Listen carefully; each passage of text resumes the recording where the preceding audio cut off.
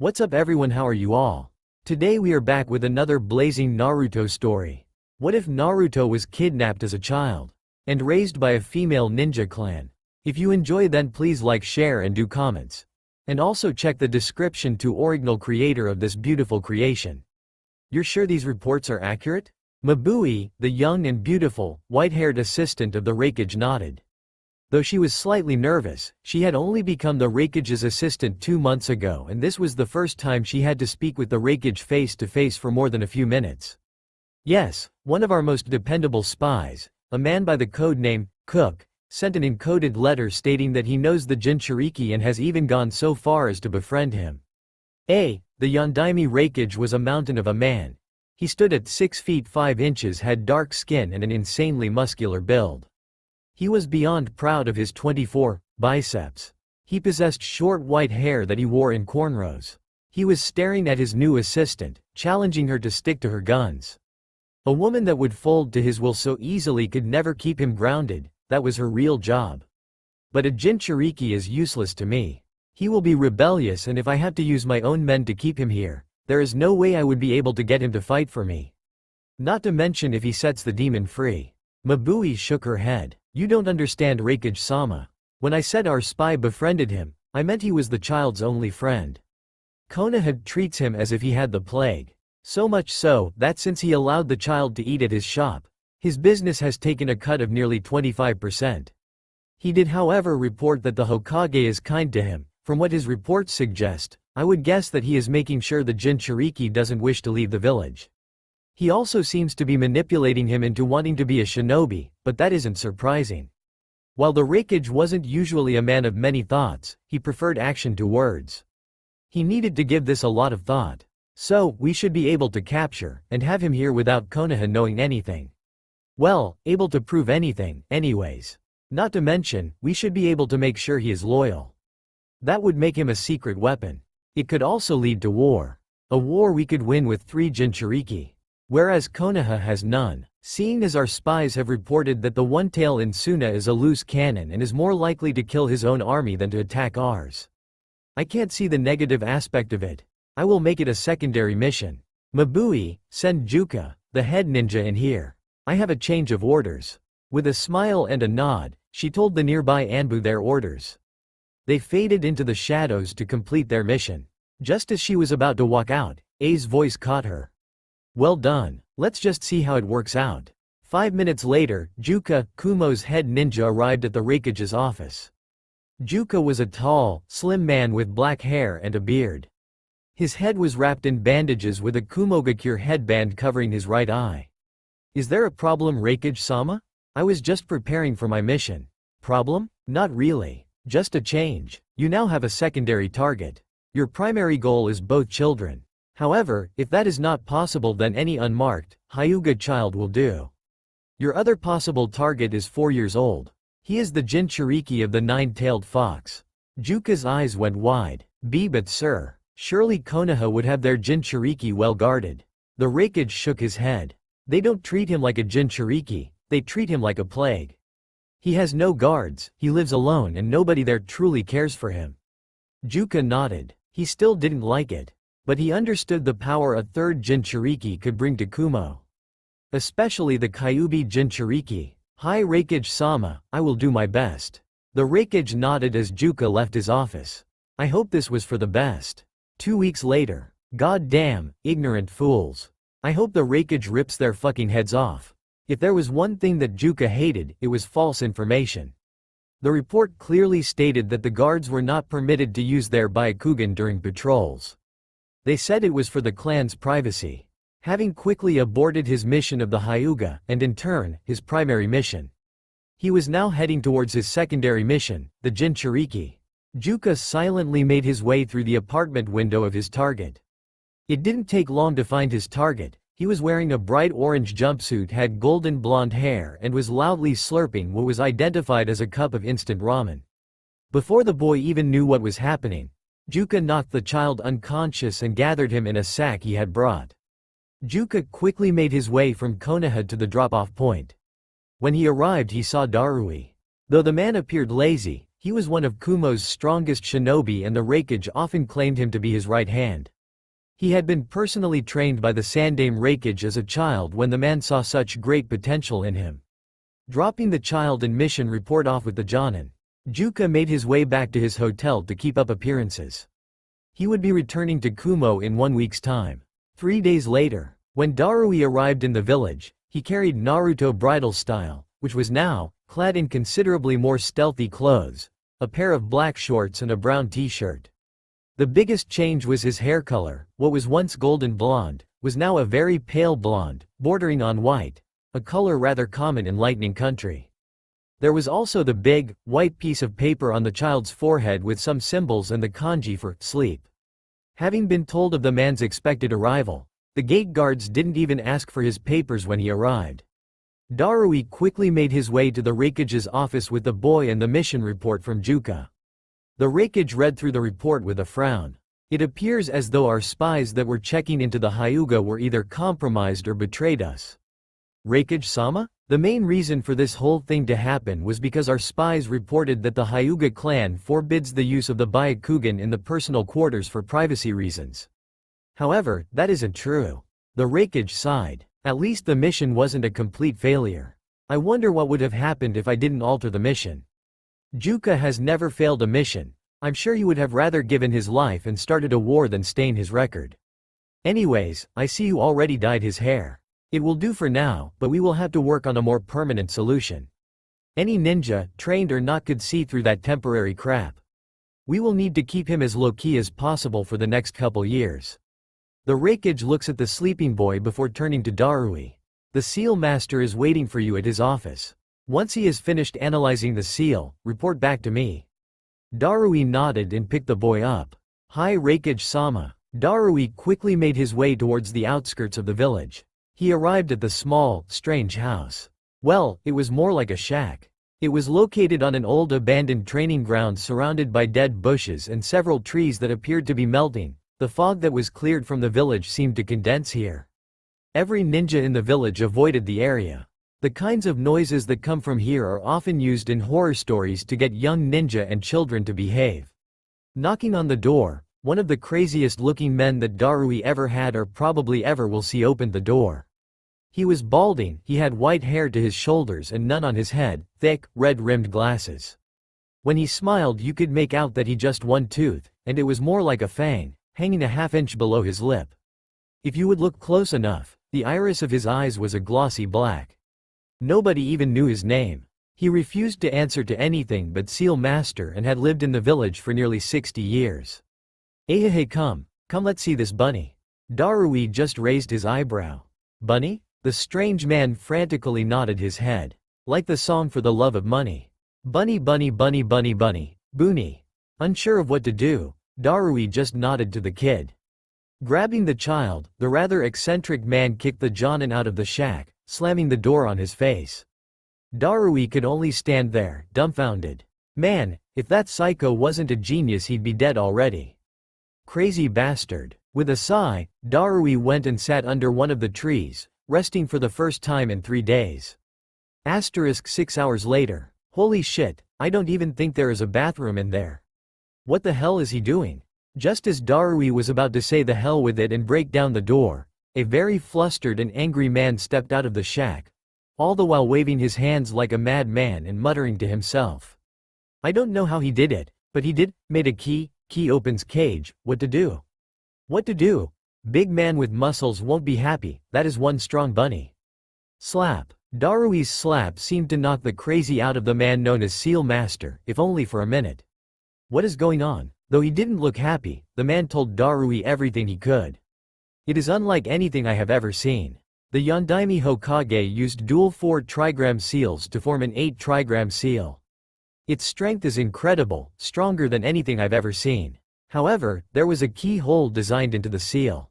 It seems that the key will either tighten the seal if the boy is having trouble keeping the fox at bay, or loosen the seal to allow more chakra if the boy needs more strength.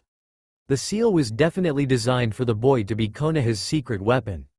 As it is, he will be able to access initial, small amounts of chakra but probably no more than 1 tael worth, and that would likely require a life or death situation or extreme rage.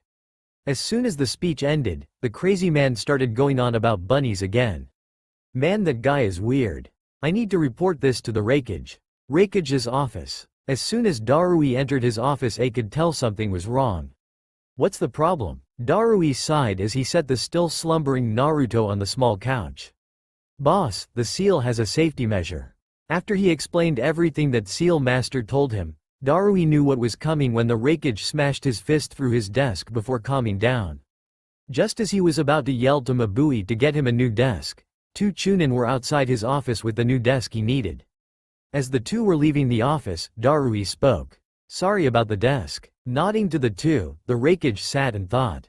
Damn it, all that for nothing. Though, maybe with enough time, the Seal Master can create a copy of this key. In the meantime, I will just have him trained so that when we can administer the key, he is prepared. Perhaps the situation is salvageable. Darui, remove the sleeper seal.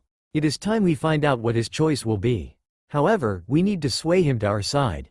If for no other reason than the risks of bringing him back to Konoha, not to mention the risks of killing him or keeping him captive.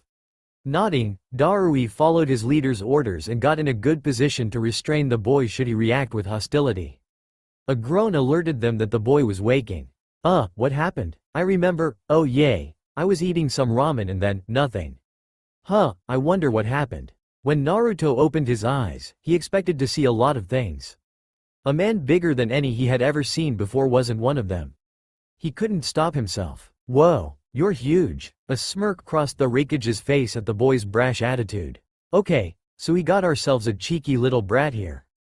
Just as Naruto was about to yell indignantly, A interrupted him. Tell me about yourself, kid. That stopped Naruto in his tracks. He couldn't help but smile brightly.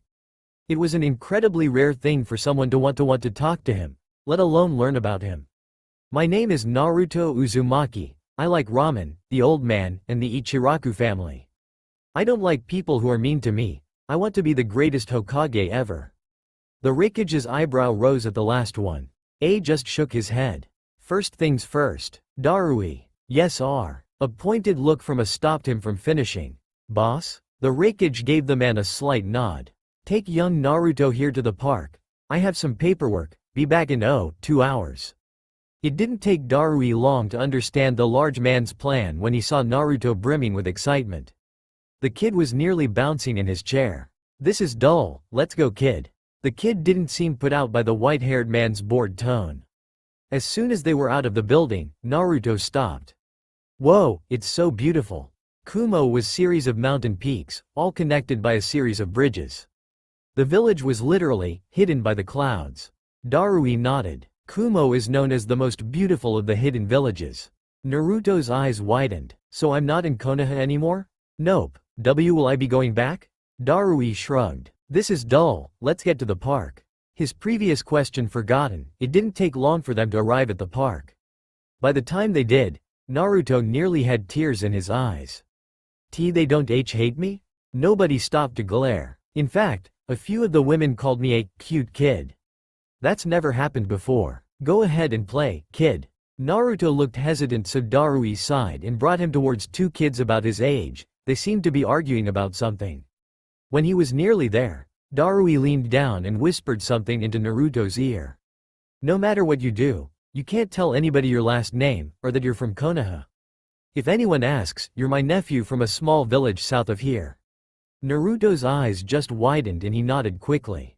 He wasn't about to give up his first real chance at having friends. By that time, they had arrived next to the two bickering children, but Naruto was still scared. Every time he has ever tried to make friends or play with others, someone would yell at him or hurt him.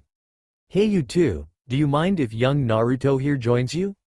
He doesn't have any friends here. The two 4-year-olds were strange in Naruto's eyes. 1. The boy had short, spiky white hair and really dark skin, darker than he had ever seen.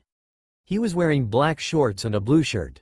The girl also had really dark skin, but she had red hair down to her shoulders. But the thing that stood out the most to young Naruto was her eyes.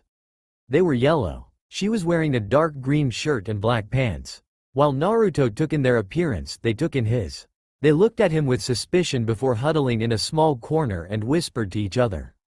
Darui wasn't sure, but he thought he heard the white-haired boy say something about the destruction of Kumo. That prompted the red-haired one to slam her fist onto his head before turning to Naruto and gave a smile and nod. I'm Karui and this idiot over here is my cousin, Omoi. She pointed to the white-haired boy, still nursing his head. Naruto happily joined the two children and Darui leaned against a nearby tree to keep an eye on his assignment. This is so dull. Even through his excitement, Naruto was still nervous. Something that the two children picked up on right away. What's wrong, Naruto? Naruto looked at the ground, moving the dirt with his foot. I have never played with other kids before. What do we do? Both of the kids' eyes went wide before they both smiled. Then we have lots of time to make up for. Before Naruto knew it, he had made his first real friends. They spent the next 2 hours playing ninja, which was just a combination of hide and go seek and tag. Naruto had never had so much fun. However, the fun had to stop since two women who had been watching the whole time walked up to Naruto while he was looking for the others. Hey young man. When Naruto turned around, the women were surprised to see fear in his eyes. There is nothing to be afraid of, young man. When you find them, I just wanted you to tell Karui and Omoi that we will be leaving in about 10 minutes. When tears started to form, it nearly broke both women's hearts. Don't worry young man, they will be back tomorrow if you can come. Naruto nodded happily, tears in the corners of his eyes. But something in the back of his mind was trying to tell him that he may be back in Konoha, hated again tomorrow. With tears at the corner of his eyes, he ran off to find his new best friends. Darui saw the perfect opportunity to cement Naruto's story in Kumo. Local gossip is more believable than any forged passport. The two women stood there confused until Darui walked up behind him. He is my nephew. I recently learned that my brother died almost 3 years ago. He had been living on his own in a small village south of here. Oh my god, that's horrible. Darui nodded as he watched the boy look for his new friends. Yeah, if I had known, I would have gone after him a long time ago, but me and my brother never really got along so we didn't speak much. Darui could already see the wheels turning in the heads of two of Kumo's gossip queens on that new piece of info. The whole village will know about Naruto in a week. It was about 2 minutes after he finished that Naruto came running from the tree line with Karui and Omoi on his tail trying to catch him. Both of their faces were covered in mud. They stopped in front of the two women and Darui, smiling and laughing. The two women walked up to Omoi and Karui with small smiles on their faces. Looks like you three had fun. Omoi and Karui nodded excitedly. Yeah, Naruto's awesome. He's really fast. Both women gave a chuckle as they shook their heads. Well, you two need a bath, so let's get going now. When Darui walked up to collect him, Naruto almost cried. Darui stopped him. How about, I bring you back tomorrow? Naruto's smile almost split his face. He said goodbye to his new friends and was about to leave when Karui and Omoi ran up and gave him a hug, smirking as they covered him in the mud that covered them. See you tomorrow, Naruto. Naruto walked away with a big smile while he waved to his new friends. On the way towards the Reikage Tower he talked on and on about how much fun he had. When they arrived in A's office, Darui gave him a discreet nod. Naruto, it's time you come up with a decision. Option 1, stay here, see your new friends whenever you want and become a Kumo shinobi. Option 2, go back to Konoha. Naruto's eyes went wide. I can't leave Konoha, it's my home, right? Then why do I feel like I belong here? I don't know. See, can you give me a little while? I just don't know. A nodded. Sure kid, you can stay with Darui here until you decide. Said man just let out a loud sigh, having already expected that. A nodded and the two left. Naruto was deep in thought the whole time. Flashes of his life in Konoha and his day in Kumo kept competing. Ramen with the old man, Darui helping him meet Karui and Omoi. Ayame giving him a hug, laughing as Karui bopped Omoi's head for thinking too much. Hiding from angry people who want to hurt him, hiding from his new best friends for fun. Slowly but surely, even if he didn't know it, his home was no longer Konoha. Home was a place you went to feel welcome and loved. He may not know it yet, but right there in Kumo, that was his home. That night, nearly midnight, Naruto barged into Darui's room, nearly getting decapitated by the sleeping man's cleaver. However, Naruto barely noticed, fire and determination in his eyes. My home is here, I will be a Kumo shinobi. Darui sighed. This is dull, it's like midnight. You could have told me in the morning. Without a second thought, Darui stood up and grabbed Naruto under his arm, said boy kicking and screaming, a huge smile on his face, at least until he was dropped on the couch that was his bed for the night. Get some sleep. Naruto never noticed how tired he was. He fell asleep seconds after his head hit the pillow. Next morning, A was pleased. Darui was standing in his office while Naruto was talking to Mabui about his new friends. Your plan was genius, Raikage-sama. Had we just asked, I'm sure he would have refused. But he is a child with no friends before yesterday. A nodded while watching his assistant re-dye Naruto's hair white with a slight yellow. A cross between Darui and the rather famous Yamanaka clan of Konoha. Darui, I'm going to remove every other project that Seal Master has and get him to start working on creating a key for the boy's seal. I need him strong enough to handle the chakra, but mentally stable enough to handle the falls of truth. Raise him like a little brother, make him strong, but also make sure he knows you care about him. Darui's usually lazy eyes went wide. You want me to what? I want you to care for him and train him. B, but I'm away on missions all the time. He can't take care of himself. A shrugged. Bullshit, your primary mission is as my guard. You take like one mission every 2 months, besides, he did before. Plus from your report, I'm sure his new friend's parents wouldn't mind if he came over. Plus to have him friends with the Tenka clan heir would do him wonders in the future. Darui sighed. Is this an order? Yes. Darui sighed. Okay, boss, what do you want me to teach him? A thought for a second. Start with academics, situational awareness and chakra control. See how he picks those up. You have full control on this mission. If you think he's ready for something or not ready for something, you decide. Darui nodded and the two continued to hammer out the details. Darui couldn't help but think this was going to be harder than any mission he had ever taken. 6 months later, Darui, heading towards the Raikage Tower from dropping Naruto off at his favorite park with his friends. Darui can't help but think about the recent past. That kid is a freaking genius. When he arrived, he walked into the Raikage's office to give his report. So? Darui sighed. He isn't so bright when it comes to book smarts. He often has to read something several times before he understands it. However, his determination makes up for his troubles. The Raikage took that in stride and nodded for him to continue. His situational awareness is good. He is still learning, but I have been working with him on different details. Unfortunately, that isn't something you can really train. It comes with experience, which he is getting by playing ninja with his friends. The Raikage nodded in agreement at that. His chakra control is still pretty bad, but is getting better. He can do the surface cling exercise, but has yet to finish the water walking exercise. His reserves are about the same as mine now. The Raikage nodded happily at that. As for potential, I think he will make an incredible close mid-range fighter. The Raikage raised an eyebrow. I went to the academy to ask for some tips to improve his studies, while I was talking to teacher. He saw the third-year students practicing taijutsu. He got the basics down, not perfect, mind you, but above what most of the first-year student has. He did in an hour what most kids take several months. On top of all that, he is rather sturdy. He fell out of tree while playing ninja. He broke his arm and just nursed it as he tried to find a new hiding spot. On that note, his tenant grants him accelerated healing. The Raikage smiled happily at that. Thank God. Even if Seal Master can't make the key, he seems to be one hell of a ninja. Good, while keeping up his other studies, you can introduce him to the basic 3 and taijutsu.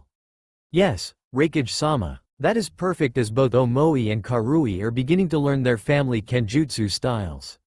I believe Naruto feels as though he will be left behind. A stopped him before he could leave. Don't forget, I have that mission for you tonight.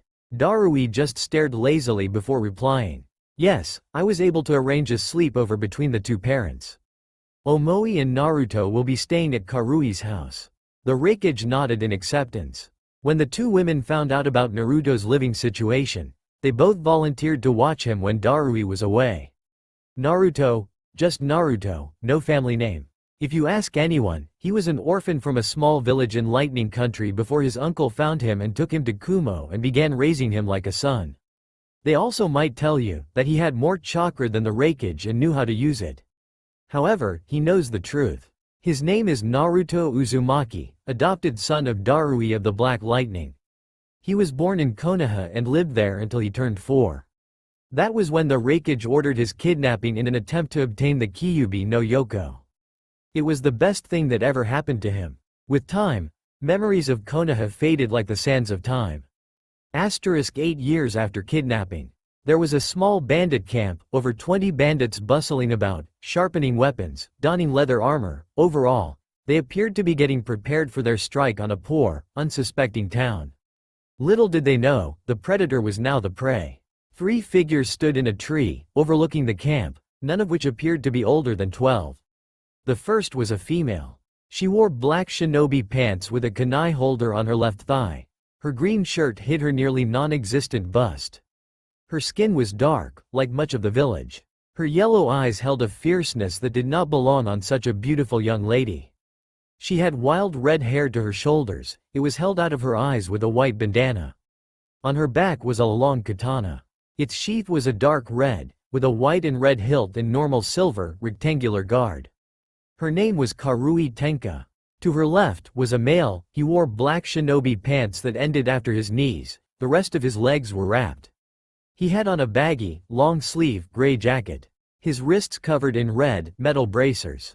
His hair was short and spiky, not to mention pure white, quite the contrast to his dark skin and black eyes. He had an identical sword to Karui's. His name was Omoi Tenka, heir to the Tenka clan of Kumo. Finally, to Omoi's left, and slightly ahead was the apparent leader. He was about 5 feet with pale, almost white hair, and his blue eyes seemed to pop in contrast to his semi-dark skin. He wore a simple short-sleeved dark gray shirt with mesh armor with black wrist guards that reached his elbows, flat black steel plates covered his elbows, and full-length black pants with steel plates over the knees. However, unlike most Kumo shinobi, he wore no weapon outside of his kunai pouch on his right leg. He was none other than Naruto, Jinchuriki of the Nine-Tailed Fox. We've been over the plan over a dozen times, we all know it. Omoi, you and Karui, you will make your way, silently through their left and right, rear flanks while I draw the attention to the front. By the time they realize there is more than one enemy, they are dead. Remember, as a Kumo shinobi, failure is not an option. The now identified Karui and Omoi nodded, each took off in an opposite direction. Less than a minute later, the reflection from their swords shining over his position told him all he needed to know. They're ready. Taking a deep breath, Naruto began flipping through a dozen hand seals. Black lightning, chain lightning. Every bandit in the camp is shocked when a solid black lightning bolt appears, burning through a bandit before it arcs over, hitting another. One of the bandits gathered himself expertly. Run, get some distance. Just as the entire camp started to panic, the attack jumped again, killing the speaker. When the attack didn't jump again, the camp took the words silent as the grave to a whole new level, as the others went to check on them. One of the bandits flipped one of his comrades over, looking at his chest. God damn, it burned a hole, straight through. Who the fuck could do this? The answer was not what they expected. You have committed crimes against Lightning Country and Kumogakure, your punishment is death.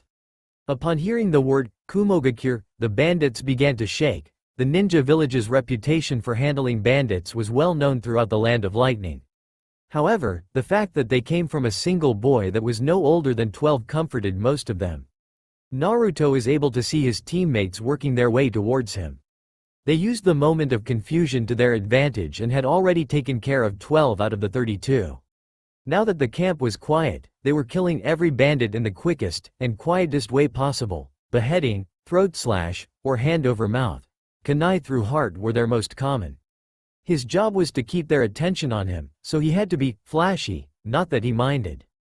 Naruto moved his hand to his kunai pouch and pulled out 6 kunai, however, they were odd. Rather than possessing the usual handle and rein, they merely had a T-bar handle. Without giving the bandits a chance to move, he threw all 6 at the same time. They flew at an impossibly wide arc before the suddenly changed directions, entangling 4 bandits in previously unseen ninja wire.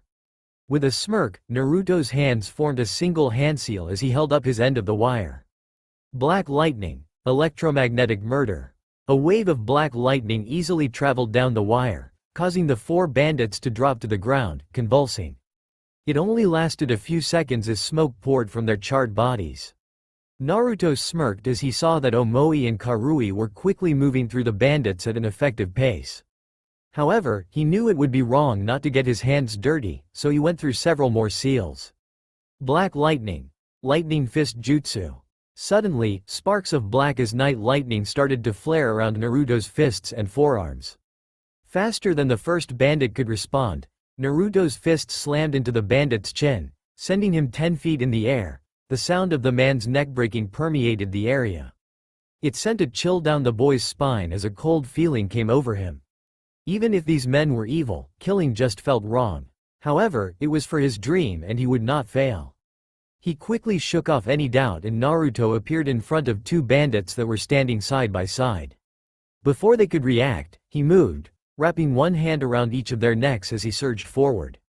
The second his hands touched them, any movement was halted. Choke slam. Their throats easily collapsed as Naruto slammed them down, kicking up dust all around him. Their bodies never moved. In a show of rage, one of the other bandits recovered from their mental shock and swung his katana, aiming for Naruto's neck. Hearing the attack, Naruto quickly turned and brought his hand up. The bandit's eyes showed glee as his sword was about to come into contact with Naruto's wrist. "You won't be so tough without a hand." His eyes went wide when his sword stopped dead. Naruto smirked as the bandit finally noticed the flat black steel plates on his wrists. Naruto didn't even have to do anything when the man froze, his muscles contracting painfully as lightning chakra coursed through his body. Naruto looked at the man in pity before he drew one of his push daggers. With a cold look in his eyes, Naruto slit the man's throat before throwing the same knife into another bandit's temple. With Omoi, cloud style, front beheading. Before the bandits could react, Omoi's sword easily sliced through 2 of their throats. Things were going much faster now that it was pure assault. Stealth and assassination was never his strong point. His sword was too long for that. Cloud style. Reverse thrust. The bandit that was running up behind him was caught completely off guard when Omoi brought his sword behind him, stabbing the man in the gut and dropping him to the floor. With Karui, cloud style. Serial beheading. In a burst of chakra-assisted movement, Karui covered 20 feet in less than a second, passing between 5 bandits. Just as she stood straight and swung the blood from her blade, the heads of all 5 men fell from their bodies. Overlooking the camp, an impressive group stood on various branches of the surrounding trees, each with a perfect vantage point of the bandit camp.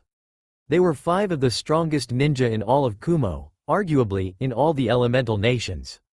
Darui stood to the far right, seemingly uncaring, but the smallest of smirks could be seen on his face as his eyes followed his nephew and his friends as they made their first real step on the road to becoming true ninja. Next to him stood Samui Sakino and her brother Atsui. They both looked very impressed, giving slight nods as they watched the future genin move. Higher than the others was Yugito Ni. She had a stern expression on her face as she analyzed each and every movement they made, picking out flaws that an experienced ninja would be able to take advantage of. At the bottom, closest to the action, was the Reikage himself. He wore a broad smirk as he focused mainly on the boy that had become something of an apprentice to him. "Sorta," Yugito spoke. "This team is looking to be very impressive. With the talent they are showing, I'm surprised they didn't graduate earlier. I know Naruto-kun has been ready for a few years now." The Reikage snorted slightly, but it was Darui that answered. "Honestly, we've been debating that for the last 4 years. We didn't want to put Naruto in the field too early. We had to make sure of his loyalties." The Reikage couldn't help but think back. Flashback 4 years after kidnapping. Some people would think it was unbefitting of the Yondaime Reikage to be hiding in the bushes of a training ground as he intently watched an 8-year-old boy train. Naruto stood in front of the training post, his arms were dead. His muscles screamed to stop, but he wouldn't, he would get stronger. He shot his right fist forward, blood spraying as the cut on his hand worsened with the impact. 992. Just as his fist returned to its position, his left shot forward.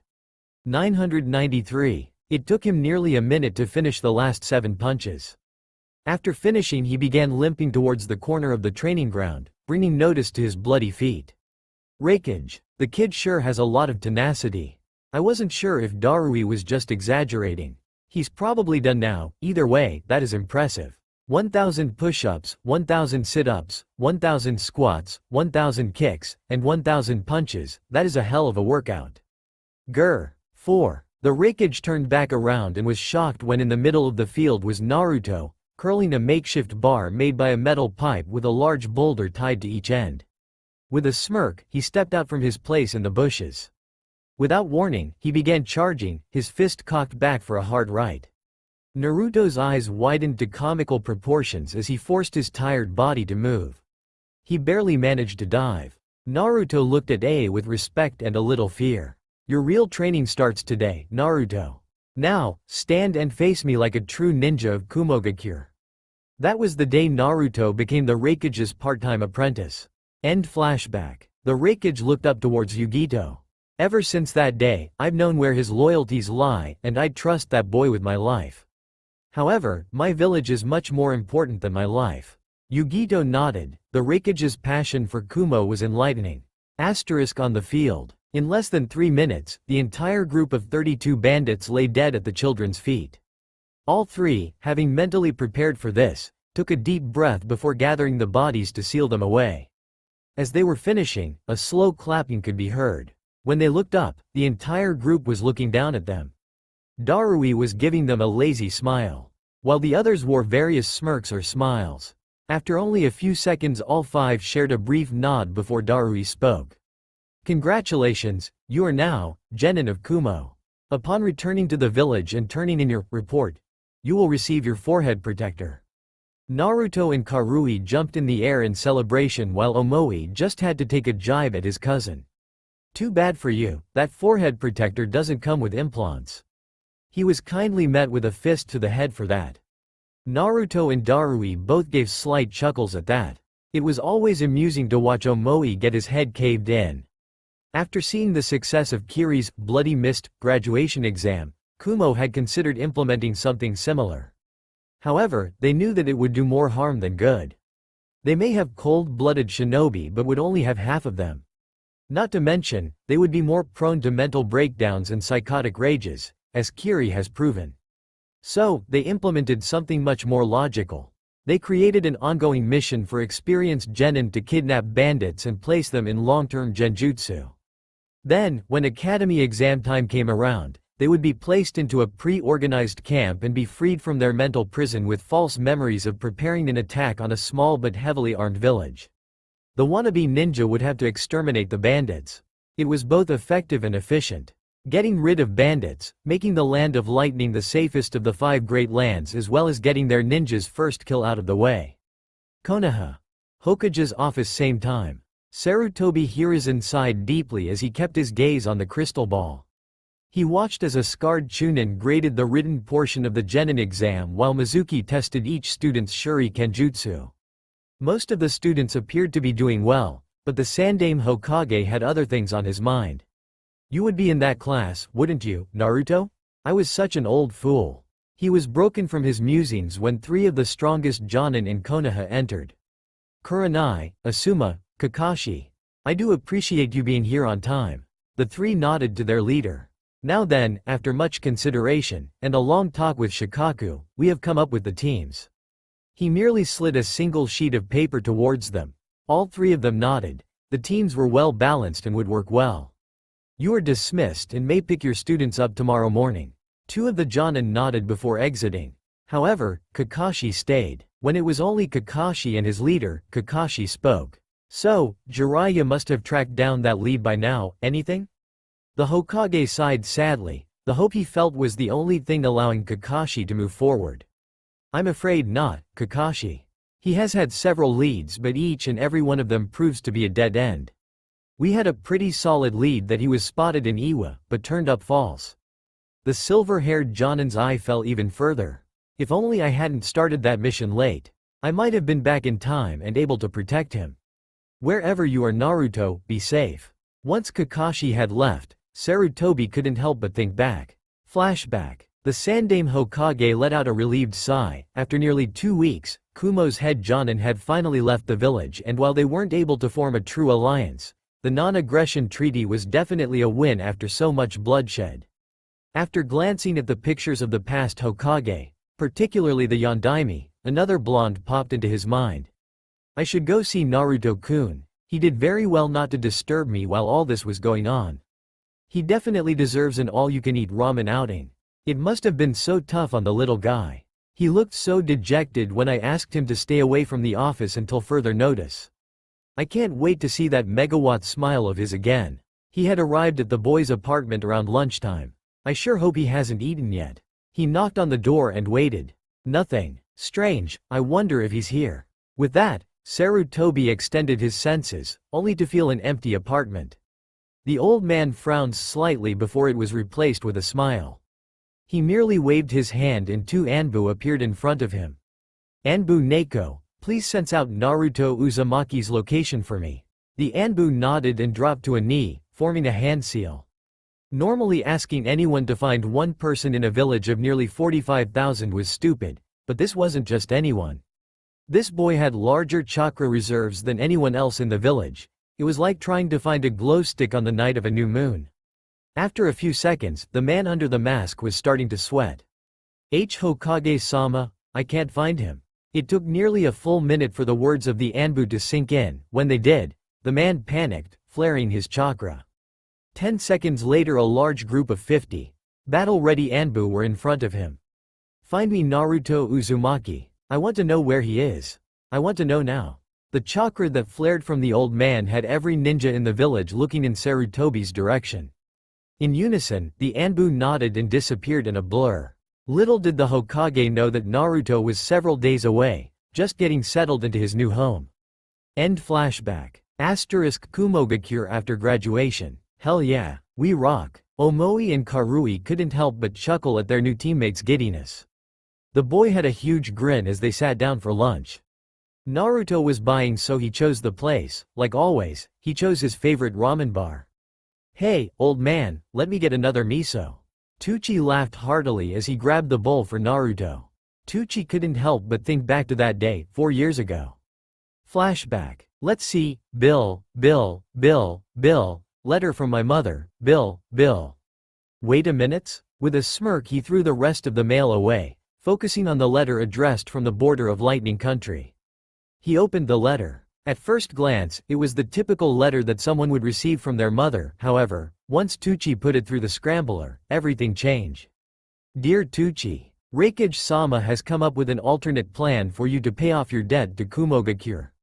At your earliest convenience, return to Kumo and you will be given another, simple assignment in replacement of your own. This one will keep you inside Kumo for the foreseeable future. Mabui. Tucci had to reread the letter a dozen times before he leapt for joy. After 6 long years, I can return home. End flashback. The 3 new genin sat and talked with Tucci until Ayame got back from shopping. Naruto gave the older girl a hug as they were leaving. Man, there is no better celebration than Ichiraku's. Omoi and Karui just shared another confused look. While they would both admit Ichiraku's is the best ramen they had ever had, it was still only ramen. The look Naruto gets in his eyes every time he eats there confuses the hell out of them. It's like he's meeting up with an old friend every time.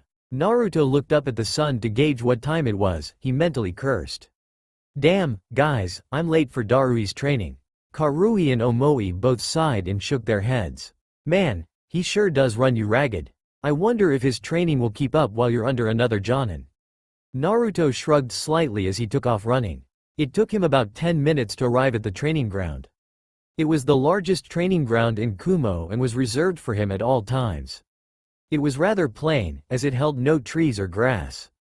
However, the entire perimeter was lined with large metal posts, each with the kanji for chakra.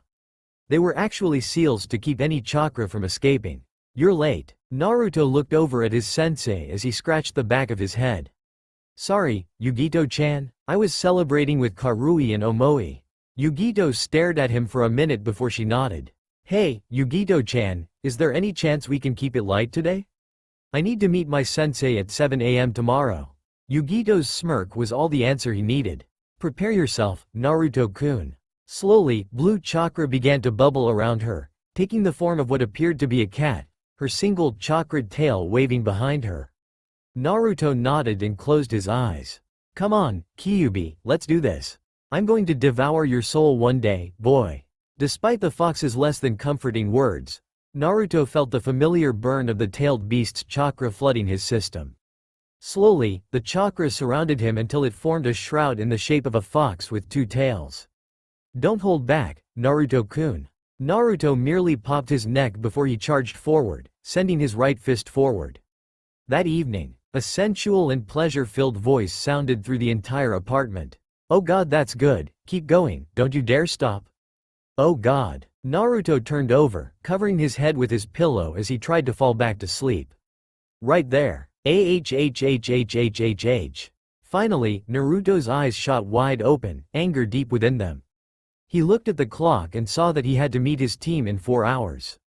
No longer thinking of his actions, Naruto got up and left his room, stomping his feet with every step. Without any delay, Naruto shot his foot forward, slamming into his big brother's door, breaking the lock as it flew open. The two people in the room stopped mid-stroke, frozen in shock as they looked at Naruto. His eyes were shadowed by his messy hair. Darui looked at Mabui as she tried to cover her flushed voluptuous chest even as she was heaving deep breaths in an attempt to get some much-needed oxygen. His manhood still buried deep within her. He looked at his dark-skinned lover in apology as a dark blush was clearly visible on both of them. They could both only think one thing. Oops. Naruto spoke, his voice quiet. "Do you have any idea what time it is? You two have been going at it for nearly 2 hours. All I asked was that you put up a silencing seal. Is that too much to ask? Now, shush." With his piece said, Naruto left, leaving a thoroughly embarrassed couple as Mabui lifted herself off the man below her. She was no longer in the mood. Darui scowled as he saw Mabui put her clothes on. "Damn it, Naruto. I'll be getting you back for this, just you wait." After she got her sleeping clothes on, Mabui walked over and closed the door, mentally noting to call a repairman in the morning. She returned to the bed and wrapped an arm around Darui's chest. However, she didn't say a word, she clearly wasn't happy. Darui sighed. "I can't believe I forgot the seal. Again." With that, Darui wrapped an arm around Mabui, his hand resting on her tush, giving it a light squeeze before getting up. "I need a long, cold shower now. Damn brat." Next morning, Mabui stood, stretching out her tight muscles as she let out a yawn. Her eyes were droopy as she noticed the bed was empty. That's right, he has a mission. She walked out of the room, on her way to the kitchen, her feet dragging. The aroma of fresh tea caught her nose and her eyes widened in wonder as she looked for the source. She looked and saw Naruto, a light blush on his cheeks as he drank from a cup and offered one to her. Her blush put his to shame as she couldn't meet his eyes as she grabbed the cup. "Naruto-kun, However, he put his hand up, stopping her. "No, I'm sorry Mabui. I was frustrated, nervous and tired and I made choices I shouldn't have and undoubtedly ruined the last night you and Darui would spend together until he returns from his mission in nearly 2 months. I hope you can forgive me." Her blush receded as Naruto spoke and a small smile crossed her face. "Of course Naruto-kun. You had every right to be angry. We promised we would put up silencing seals from now on and we forgot. Plus, you're meeting your sensei for your test today. You needed your rest. I'm sorry Naruto-kun." Naruto gave her a smile and they both enjoyed their tea. Naruto looked at the time, it was 6:30. With a deep breath, he downed his tea and stood. "Well, wish me luck." Mabui gave him a sweet smile. "Naruto-kun, you're the little brother to the Raikage's right hand. The Raikage himself decided to train you in taijutsu. You don't need luck." With his confidence boosted, Naruto nodded and left, his face serious. Naruto, Karui, and Omoi sat together, not a word was spoken, they would deny it profusely, but they were nervous. From the tree above the genin, their new sensei sat, watching as they did nothing. "Well now, aren't you a boring bunch of individuals?" The voice rang through the clearing and each of their heads shot to the tree above them. Standing there was the woman many call the most beautiful kunoichi in Kumogakure. She was Yugito ni. She stood at 5 feet 6 inches with long blonde hair that reached her waist wrapped in bandages. She wore a black and purple blouse with black pants, each adorned with designs of clouds, her forehead protector situated on her forehead. Naruto's eyes widened as he gulped slightly. "Oh no, not her. As you are well aware, you have to complete my test before I will become your Jonin sensei. As you may or may not know, I am the strongest Jonin in Kumogakure and henceforth have first choice of any potential teams I wish to take.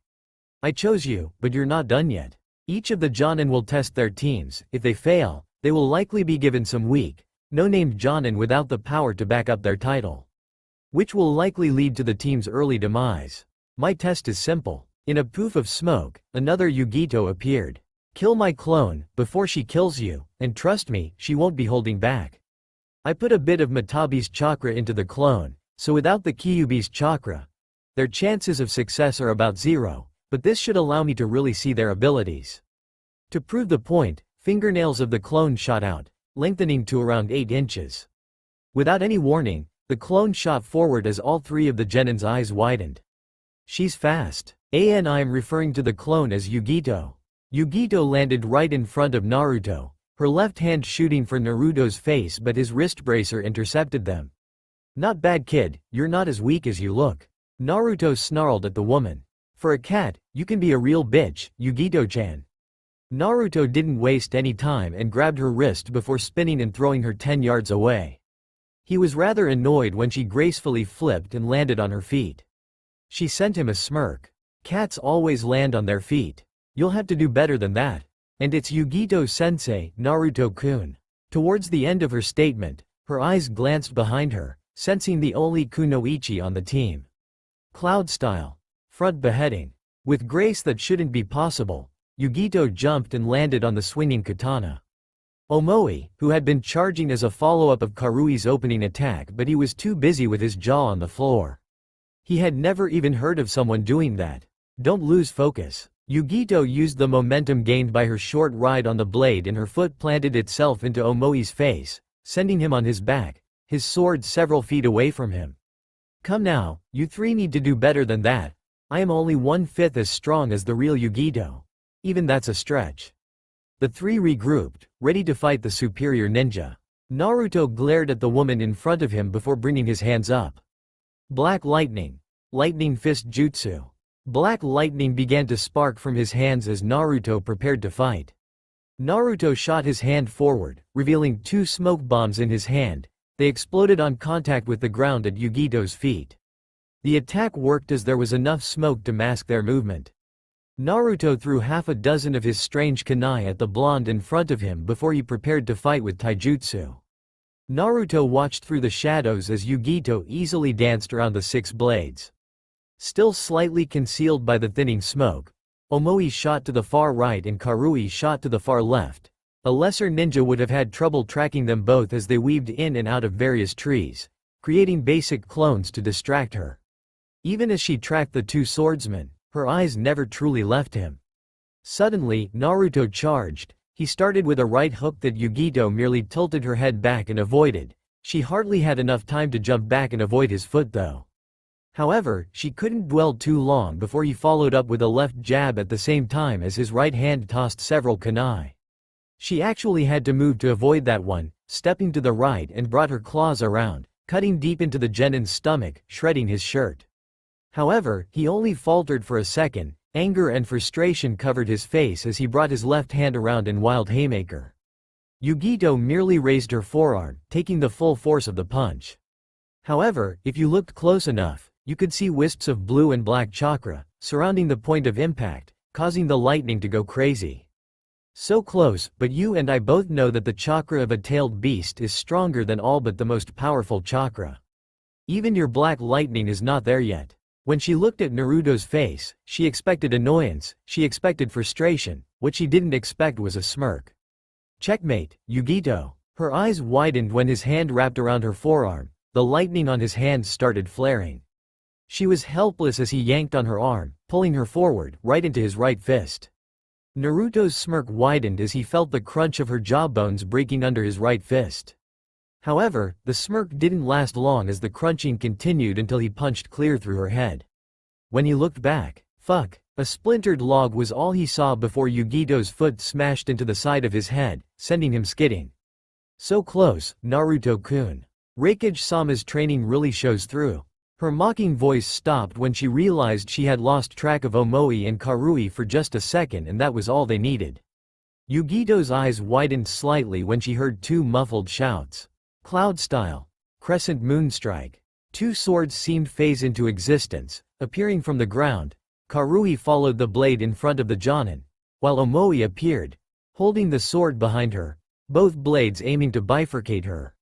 Both genin's eyes widened when her claws met their swords, stopping them inches from the junction of the genin's legs. Impressive. I was unaware you two knew the underground projection fish jutsu. This team is full of surprises. The sound of Naruto's feet shuffling as he turned got Yugito's attention and she looked up. The sound of lightning picked up as the lightning surrounding Naruto's left arm faded and the lightning around his right arm doubled. With a determined look in his eyes, Naruto shot off, cracking the ground from the force. Yugito ran through her options. She couldn't move enough to replace with anything without allowing Omoi and Karui to cut her. She couldn't dodge the blades below her as well as Naruto in front of her, but maybe.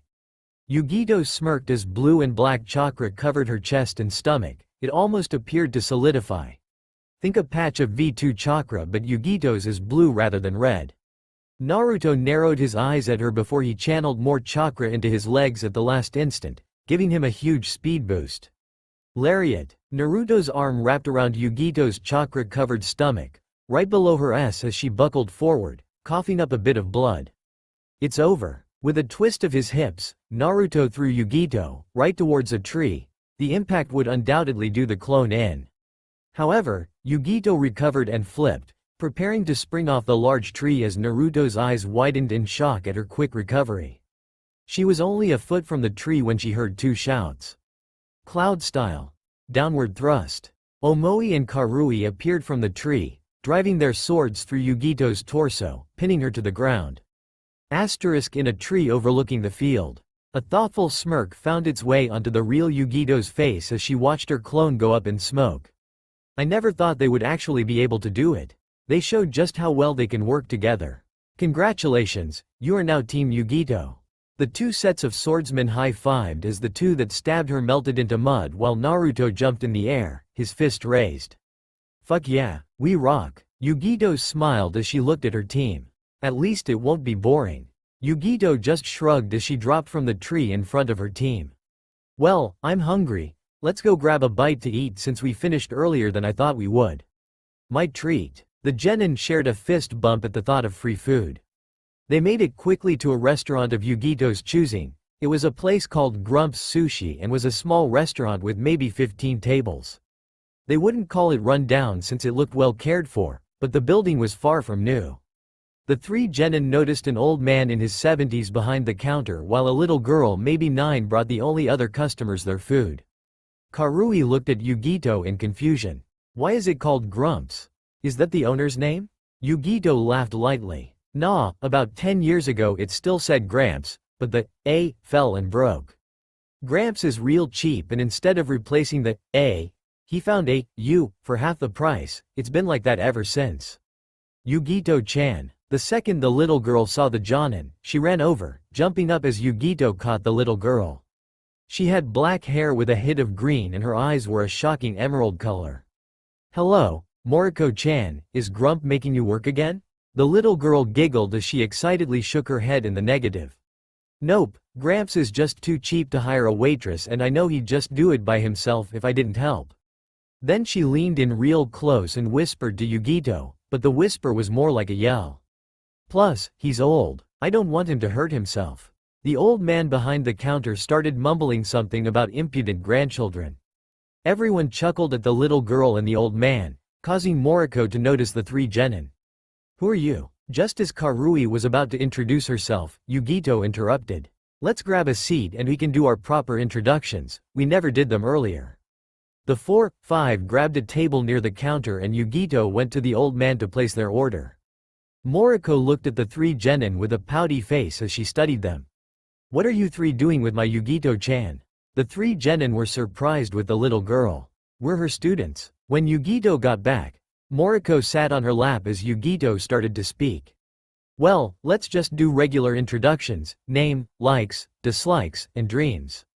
Easy enough? Good. Karui, always quick to talk, started speaking almost immediately. My name is Karui Tenka, I like kenjutsu and hitting Omoi. Omoi's sweat dropped at that one. I dislike listening to Omoi's overthinking and Naruto's obsession with training. My dreams. I want to show my clan that gender doesn't matter. Yugito nodded in understanding. The Tenka clan, they have always been against allowing females to be anything except servants, breeding stock, and seduction specialists. However, if what I saw earlier is any indication, Karui will definitely make her dream come true. Yugito looked at Omoi to go next as Moriko focused on him. My name is Omoi Tenka, I like playing shogi and lollipops. I dislike getting hit. Omoi sent a light glare at Karui at that one, but she just gave him the most innocent look her fierce appearance would allow. I also dislike my clan's view of women. My dream, honestly, I just want to find a good woman and settle down. Maybe raise a big family in our clan after changing it. Yugito nodded to the boy. It was rare to meet a male at that age that openly admitted he wanted to get settled down. She wasted no time and looked at Naruto. Okay, my name is Naruto, I like old man A. Naruto started frantically looking around before sighing. Don't tell him I said that. I also like the Ichiraku ramen bar. I dislike. Naruto's eyes darkened slightly before he shook it away. My dream, I want to make a particular friend, even if he doesn't want one. Omoi and Karui were confused when they heard the last one, but before they could ask, Yugito nodded before she went. My name is Yugito Ni, I like sushi, particularly sushi from here. I dislike arrogant people and people that think their money can buy them anything. My dream, to bring Kumo to the top of the 5 great ninja villages. After Yugito was done, she looked down and was going to have Moriko introduce herself, but the little girl was fast asleep, her head resting on the blonde's bosom. The 4 smiled at the scene. 1 hour later, Raikage's office. How'd they do? They better have passed. Yugito looked at A, he looked more irritated than usual. Yes, they passed, but what's wrong? A leaned back in his chair as he sighed, attempting to calm down. You were only able to be there for your team's test, so you missed the disaster that was the other tests. Outside of your team, that had to have been the worst batch of genin to ever leave the academy. Yugito's eyes widened at that. How bad could it have been? Yugito voiced her thoughts and the Raikage stood, pacing back and forth behind his desk as he began ranting. First, we had some prissy little bitch that never even showed up, she had her damned mother come down to tell us she had a cold. The Raikage was shaking at that point. Then, if that wasn't bad enough, the next team looked promising, they almost died. Within minutes one had a spear in his leg, another was knocked out when a bandit bashed him over the head with a rock, and the last one refused to get out of the tree he was hiding in. That was how Yugito's evening went. She spent 2 hours listening to the Raikage bitch about the academy. It turns out, the instructor was making up his own schedule, ignoring everything that the one set by A and the council had on it. Naruto, Karui and Omoi only did so well thanks to their outside training. Well, I feel better. Yugito chuckled slightly, now that the Raikage calmed down. So, how did your test go? I want details. Yugito went into detail on how her new team did. How their teamwork was excellent, how their abilities complement each other well, plus, the raw talent contained in each of them. A nodded at that one. Good, do you want to grab a mission for tomorrow while you're here, or do you want to pick it up in the morning? Yugito straightened her posture as she began. Actually, Raikage-sama, I would like to get the mission now. A nodded and pulled out several files, going through each of them. After a few minutes, he nodded as he looked at one. Here, this should be perfect for your team. Yugito nodded, she didn't even bother to read it, she would do all the research that was needed when she got back to her apartment anyways. She stood before bowing to the Raikage, just as she was about to close the door, she heard his voice speak. And Yugito, make sure Naruto knows not to use it unless it is a life or death emergency, it could result in war. Yugito thought on it for a second before replying. I'll make sure he understands the possible repercussions. Within no time, the young Jonin was back in her small, one-bedroom apartment, laying on her bed with the mission scroll in front of her and a notepad. She was wearing nothing but her dark purple panties and a large white t-shirt as she was ready for bed. She smirked. This is a good one. Sometime next morning. Yugito's apartment. Knock. Several seconds passed with no movement.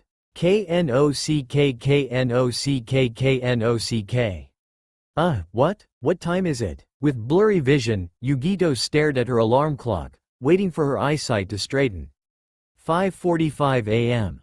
The numbers blinking back at her seemed to mock her very existence. She shuffled her way the door as she slowly woke up. She opened the door with a glare on her face. "Who the hell are you and what do you want?" Naruto stood there, staring at his sensei. He was feeling uneasy as his eyes drank in her sleepy appearance. "Naruto? What's wrong?" Naruto had a light blush on his face as he shook his head. "Nothing, sensei. I was just wondering if we were still going to have our daily training, now that I'm a genin." Naruto's blush increased slightly when Yugito gave him a kind of sensual sleepy smile. However, he is positive it was supposed to be a smirk. "You bet your ass we are. Remember, it is still a secret and we will only do it on days we're in the village." Naruto nodded as his stomach began growling. Yugito gave a little giggle at his now beet red face. "I got an idea. I'm going to jump in the shower. Why don't you make us breakfast?" "Sound good?" Naruto nodded and gave her a smile as they walked towards her kitchen. His eyes kept trailing downwards to her panty-clad tush. Yugito entered the kitchen as she began to speak. "I'll be done in a few minutes. The tea is in the cabinet next to the fridge." Naruto nodded as he got to work making the tea. Once the tea was started, he started fishing out ingredients for breakfast. "She doesn't have much, eggs and toast it is." Without a care, he began cooking. Just as he was frying up the last egg, a voice came from the hall. "You know, you're supposed to take the water off the burner once it's boiling." Naruto sheepishly rubbed the back of his head as he looked over. The once full teapot was now almost empty. "Yeah, but, well," Yugito just laughed as she refilled the pot. "Well, maybe next time, I'll have to cook for you." Naruto blushed as his mind ran through several scenarios that had Yugito cooking for him. The two sat down at her small table and began to eat breakfast. As the meal continued, Yugito looked towards her student. "Naruto, am I a good teacher?" Naruto looked at the older woman in surprise. "Of course you are. Without you, I probably have never even met Kyuubi, let alone control some of his chakra. So yeah, I say you're a great teacher." Yugito seemed to let out a relieved breath as she drank down the last of her tea. Yugito looked at the time and cursed slightly under her breath. "We're late. I should have left 10 minutes ago, so we're gonna need to hurry." She sent the younger boy a challenging smirk. "Think you can keep up?" Naruto smirks as he snapped his neck to both sides, a crack penetrating the air. "I train with the fastest man in the world. I think I can manage." With that, they both shoot off. The race doesn't take long and Naruto managed to keep up, but Yugito did so with considerably less effort. They land in the training ground right on time. "Ha, told you I could keep up." Yugito rolled her eyes. "Yeah, and now you're sweating and panting." And that is what Karui and Omoi enter the clearing to. Karui wasn't about to let this go. "Wait a minute. Why are you sweating and panting? We can come back if we're interrupting." Naruto's face went beet red at Karui's implication, but he just flipped his friend the bird as she laughed. Yugito cleared her throat to get her new team's attention. "Well, I got us our first mission. In Haika-do, a pretty small gambling town near the border of the land of hot water. Apparently, a man has been skipping out on his debts and the owner of the casino wants his money." None of the genin looked overly impressed and Yugito gave an exasperated sigh. "Come on, after the D ranks you did in the academy, I thought you'd be smart enough to realize missions get better as you progress." Each of the genin thought back to some of the shittier D-rank mission they had done while still being academy students and shuddered slightly, each sharing the same thought. Maybe this isn't so bad. Yugito and her team walked up to the Chunin team on gate duty. The man in the lead was a dark-skinned bald man with a flak jacket and sunglasses. He was sitting at a table with several papers and 2 seals. "How's gate duty, Jay?" The bald man's forehead crinkled up as he glared at Yugito. "You can be a real bitch, you know that? Anyways, let's get the formalities out of the way." Yugito nodded with a small smirk and handed him 1 sheet of paper and the ninja ids of her and her genin. Jay looked at each of the ids before he placed Yugito's on one of the 2 seals. "Yugito, you're up." The jonin just placed her palm on the other seal and watched as her id began to glow slightly. "Good, Karui." Each of the ninja did the exact same thing and Jay couldn't help but think about how valuable Sealmaster was to Kumo. He came up with the craziest things. When Team Yugito was about a mile out of Kumo, Naruto turned to Yugito. What was that seal for? Yugito looked surprised for a second before it dawned on her. Their sensei didn't teach them about the procedure of leaving the village. Idiot. However, she didn't let her frustration show at all. It doesn't really have a name, but some of us call it a chakra scanner. You remember channeling your chakra into your id card when you first got them? The three genin nodded. Well, it has a small seal and allows the gate guard to make sure the id matches the person leaving or entering with it. There has never been a jutsu created that allows someone to use another person's chakra without it changing. All three of the genin had realization on their faces. The run to Haikadu was almost 4 days of shinobi running, non-stop, so they were making sure to take plenty of breaks. No need to leave them tired and vulnerable to an ambush. That is where they are now, walking calmly down one of the paths leading to one of the larger villages in the Land of Lightning, Kaminari. However, something seemed wrong. Naruto's head was swiveling around as he got the feeling they were being watched. Karui and Omoi found their hands twitching for their swords and Yugito's face remained calm and relaxed. However, that changed in an instant. Stop. Trained as warriors and soldiers, the genin did exactly as they were taught and stopped dead. Karui was even balancing on one foot. It was a good thing too, as Yugito grabbed Karui and made sure she didn't step forward. Everyone was shocked when Yugito picked up a 3-foot branch and threw it at the ground in front of them, collapsing the entire road for 3 feet. It's an old-school Ponji trap, pitfall traps with wooden spikes, usually coated with poison. They haven't really been used by shinobi since the Second War, but they were rather effective back in the day. Some small bandit crews have taken to using them to immobilize a group for an ambush, so be ready. Just as she said it, they hear scurrying. Hey, give us all your. Oh shit, they're ninja. The Kumo ninja watches 6 men jump from the trees brandishing crude clubs and rusty blades. Yugito looked at them in disgust as they scrambled over themselves to run away. Kill them all. With their Jonin sensei's orders given, the genin moved. Before the bandits could process Yugito's words, they were dead. Naruto merely threw 2 kunai, nailing the back of their necks, while Karui and Omoi beheaded 2 each in a single swing. Good job, we won't bother bringing their bodies back. Fire release. Grand Fireball Jutsu. With a single hand seal, a large blue fireball easily incinerated the corpses. Yugito looked at the trap in the road as she tried to decide what to do about it. Naruto, fill in the hole. Naruto had to think for a minute on how he would before an idea came to him.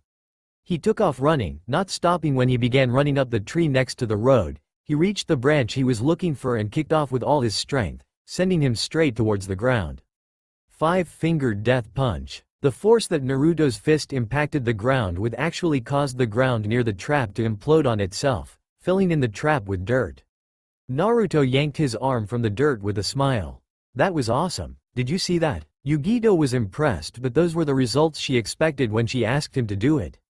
Karui and Omoi, however, it was nothing new to them. They had seen it a dozen times when he was perfecting it.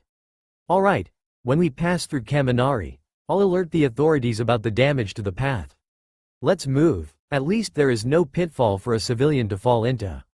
5 days later, the Kumo ninja had taken their time to arrive at their destination. As they entered, they noticed that the town was rather nice. It had a few fairly large inns and casinos, along with some bars. However, it seemed to lack residential housing.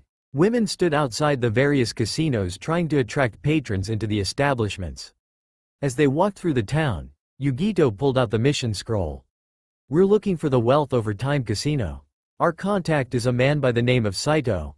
Naruto pointed straight ahead. There, sure enough, there was a large green building with red lettering, Wealth Over Time Casino. As they entered, they noticed that the walls were lined with pictures containing various famous individuals from all over the world. They noticed one picture in particular. Yugito sensei. Who's the man with the Nidaime raikage?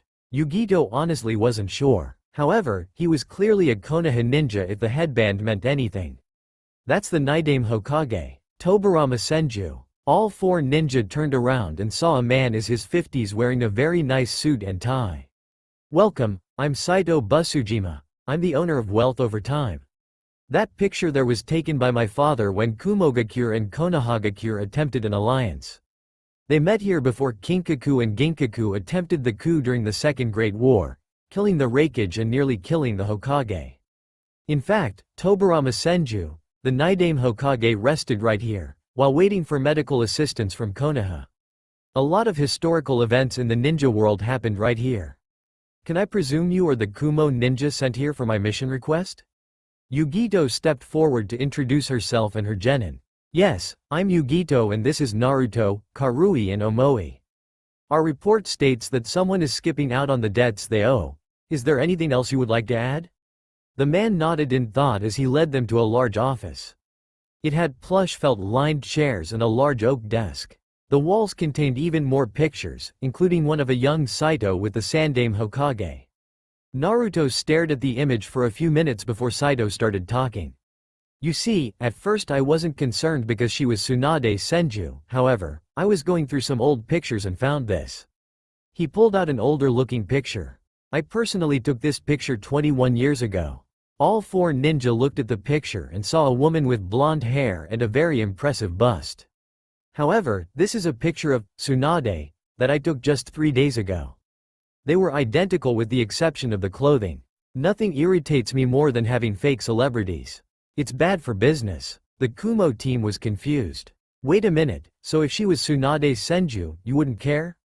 The man gave an eager nod. Oh god no, you see, my casino is the busiest in this entire town and likely most of Lightning Country. That is due to the vanity of many young ninja and civilians alike. It's all about, I'm playing poker in the same seat as Hattori Hanzo when he declared war on any nation that stepped onto his land. People eat it up, and it has turned a once small casino into what you see today. The Kumo nin's eyes were wide in realization, each were thinking the same thing. If it works, that is brilliant. Yugito decided to get back on track. What can you tell us about the person masquerading as Tsunade? Whoever it is, I believe they know Tsunade personally, because they got her attitude perfect. I never would have known, but I just hired a new guard and he told me he could sense a henge on her, which caused me to start going through my old pictures.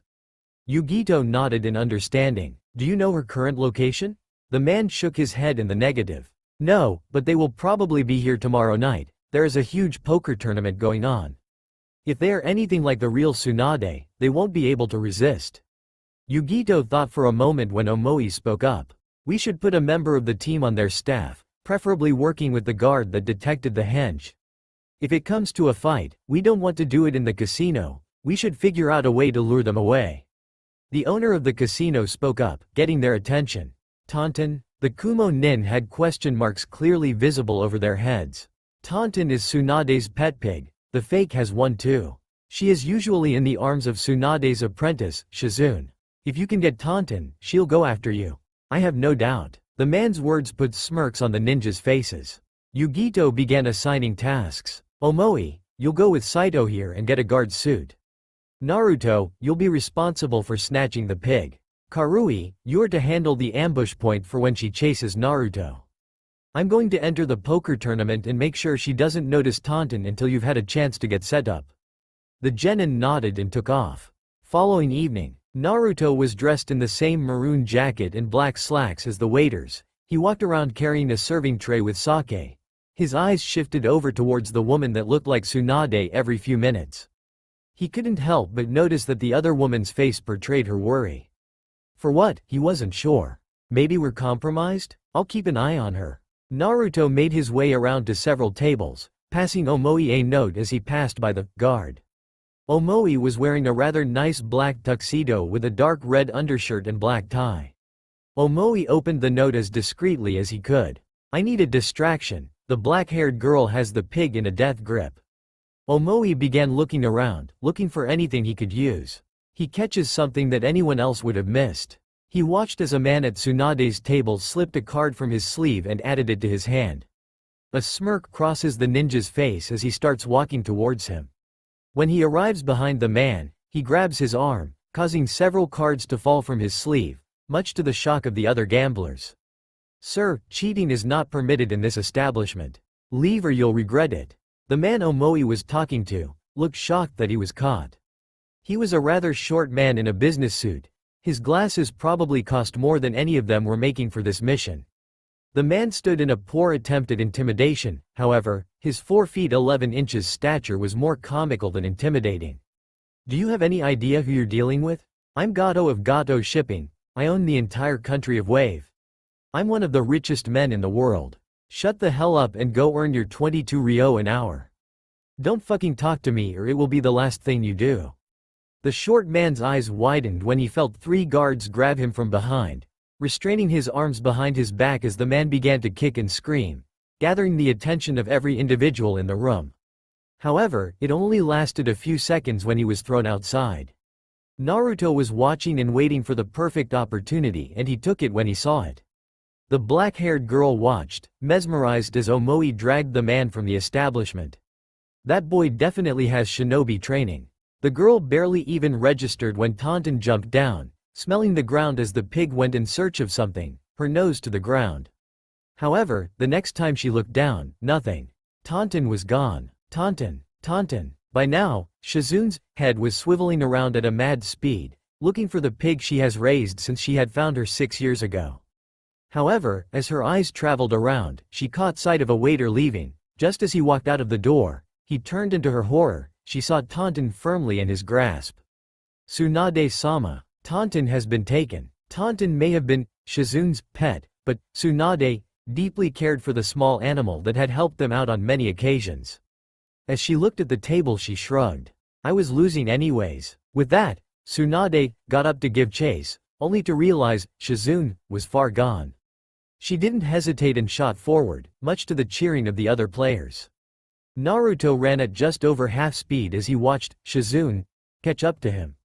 Stop where you are. Naruto smirked as he kept running. He knew Karui's traps were about to start, so he made sure to jump over the tripwires and other things. He turned around and held a kunai to Taunton's stomach. Stay where you are. Naruto's action served to intensify Shizune's rage, but her worry for Taunton outweighed it. Naruto's blade never moved from the pig as Karui walked up behind her. If you don't want bacon for breakfast, you're going to cooperate? Naruto. Yugito's panicked voice caught his attention as he looked over, only to see Tsunade above him, about to drop her leg right onto his head. He quickly jumped to the side, but it wasn't enough. The shockwave alone sent him flying for several yards, dropping Taunton in mid-flight. By that point Karui already had one of Shizune's arms cuffed and was reaching for the other. However, her eyes widened when the raven-haired girl's sleeve moved, revealing a wrist-mounted launcher that fired 3 senbon point-blank into Karui's stomach. The redhead dropped to the ground, clutching her stomach in pain. Gah! Shizune's face was the very definition of in control. What you're experiencing is the venom of the stonefish. You will feel excruciating pain for the next 6 hours. You better get comfortable because I'm going to make you regret attacking Taunton? When Naruto got to his feet, he saw Tsunade standing over a large crater, looking at him in disgust. He also noticed Karui's state. Damn it, we need to do something and fast. Naruto looked over and saw Yugito charging towards them. The two locked eyes and shared a small nod. In an instant, Naruto was charging and Shizune barely avoided the wild haymaker. However, she saw her mentor coming right towards Naruto with so much chakra in her fist that it was glowing. That hit would turn someone to mush. He'll dodge to the left, leaving him open to my attack. Tsunade was only 2 feet from killing Naruto and the boy hadn't even acted as though it mattered. Shizune was shocked when Naruto's fist slammed into her face, sending her head over heels. She soon discovered why her mentor didn't concern him. Hey bitch! A blonde woman that both the Konoha nin recognized as a player tonight ran by, her leg slamming into Tsunade's chin. Before the Senin could react, Yugito grabbed the woman by the head and slammed her knee into the Senin's face. She landed on her back, right next to Shizune. Both stood slowly, slightly dazed. Tsunade sent a glare at the 2 Kumo ninja. They're skilled. I haven't felt a blow like that in years. Meanwhile, Yugito was beginning to get confused. Are they actually Tsunade and her assistant? I'd say she has the legendary strength of Tsunade. No, it couldn't be. Tsunade wouldn't be stupid enough to travel to the land of lightning. Yugito glanced at the genin next to her. Naruto, I'm going to take care of Tsunade. I need you to deal with the other one. Think you can handle it? Naruto just cracked his knuckles in response. Naruto wasn't very patient, so he waited until he could see that Yugito was ready, and then he formed the boar hand seal. Black lightning. Lightning fist jutsu.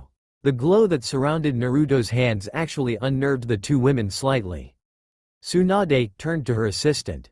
"You're going to need to deal with the boy, but be careful, that black lightning is no joke."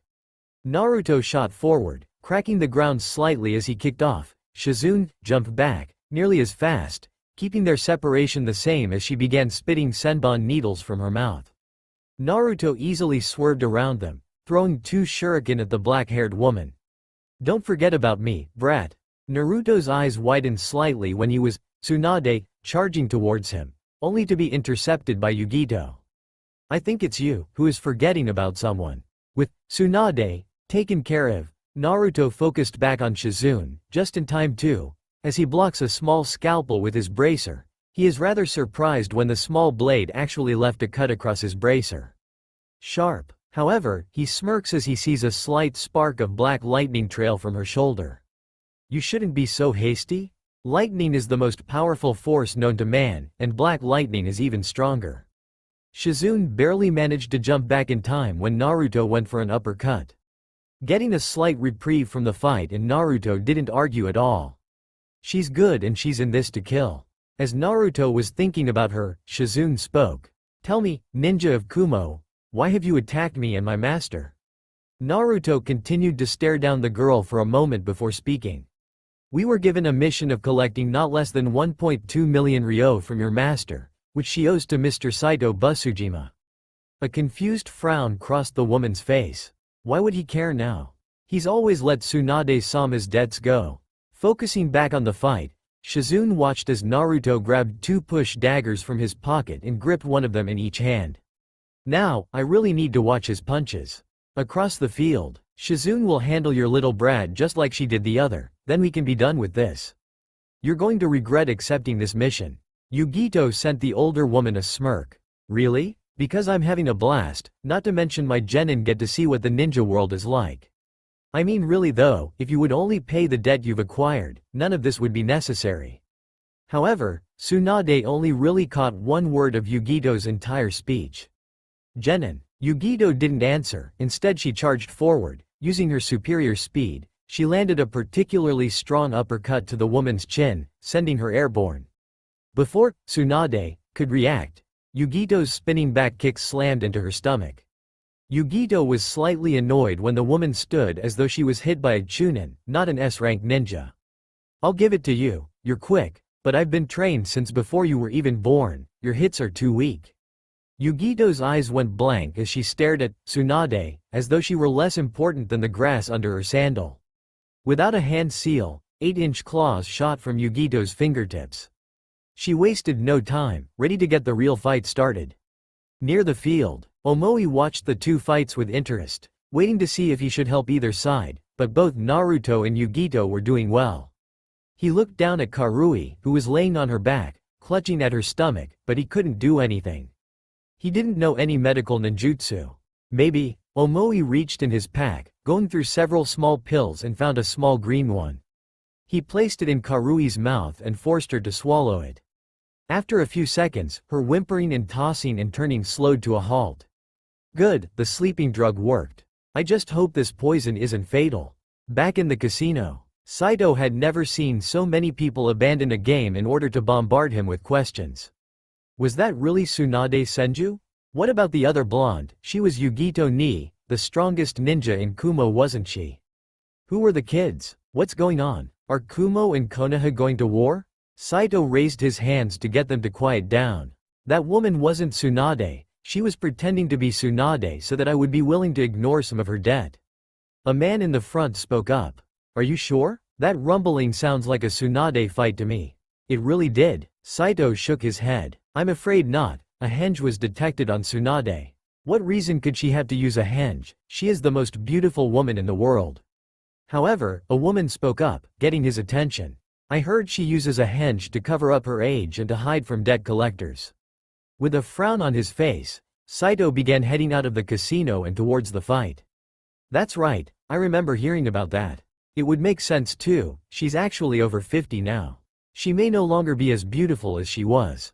Like a herd of cattle, everyone followed behind him as they made their way towards the clouds of dust.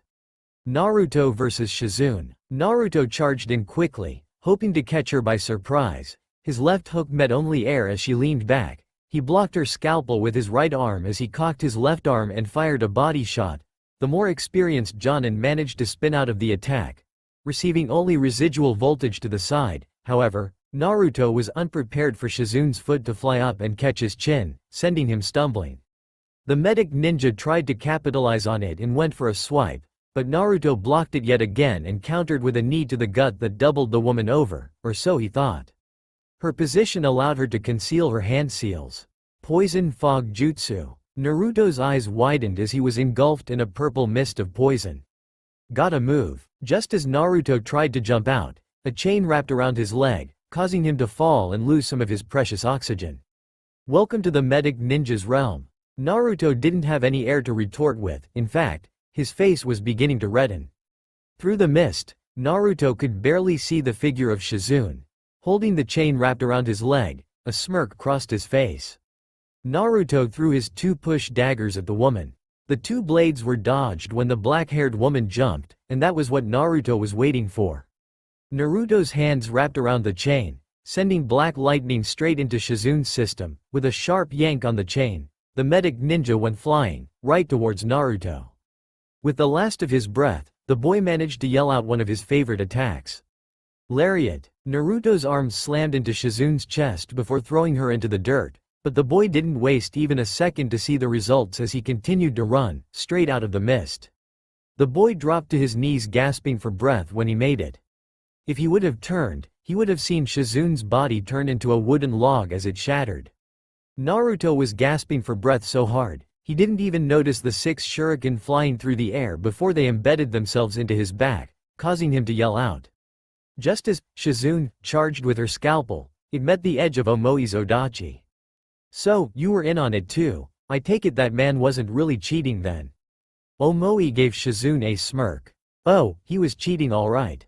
Tsunade versus Yugito. Cat claw. Tsunade ungracefully flung herself back, avoiding the woman's claws by less than an inch.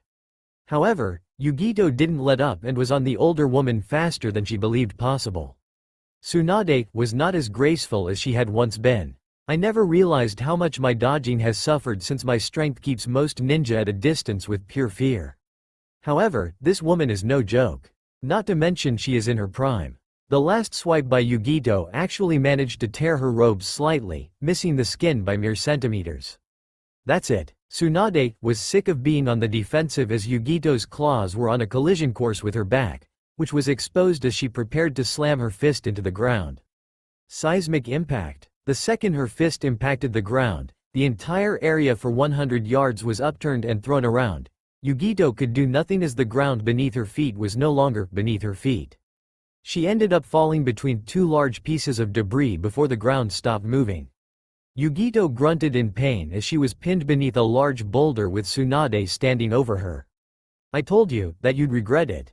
Yugito sent the woman a glare. I regret nothing. Slowly, a dark blue and black charka began surrounding the younger woman, before it solidified, forming what vaguely resembled a cat with 2 tails. It was around the size of a horse. With the increase of strength, Yugito easily tossed the rubble off her before she stood across from Tsunade, ready to fight. I'm going to rip your heart out. Tsunade stared at the cat in shock. Jinchuriki. However, before Yugito could attack, they heard what sounded like crying. Both Yugito and Tsunade looked over and saw a large crowd of people, all of them attempting to rescue a young boy whom had ran off and gotten struck by Tsunade's attack. Tsunade sent a glare at Yugito, wanting to go help the boy as Yugito's V2 form dropped. We'll finish this when we're alone.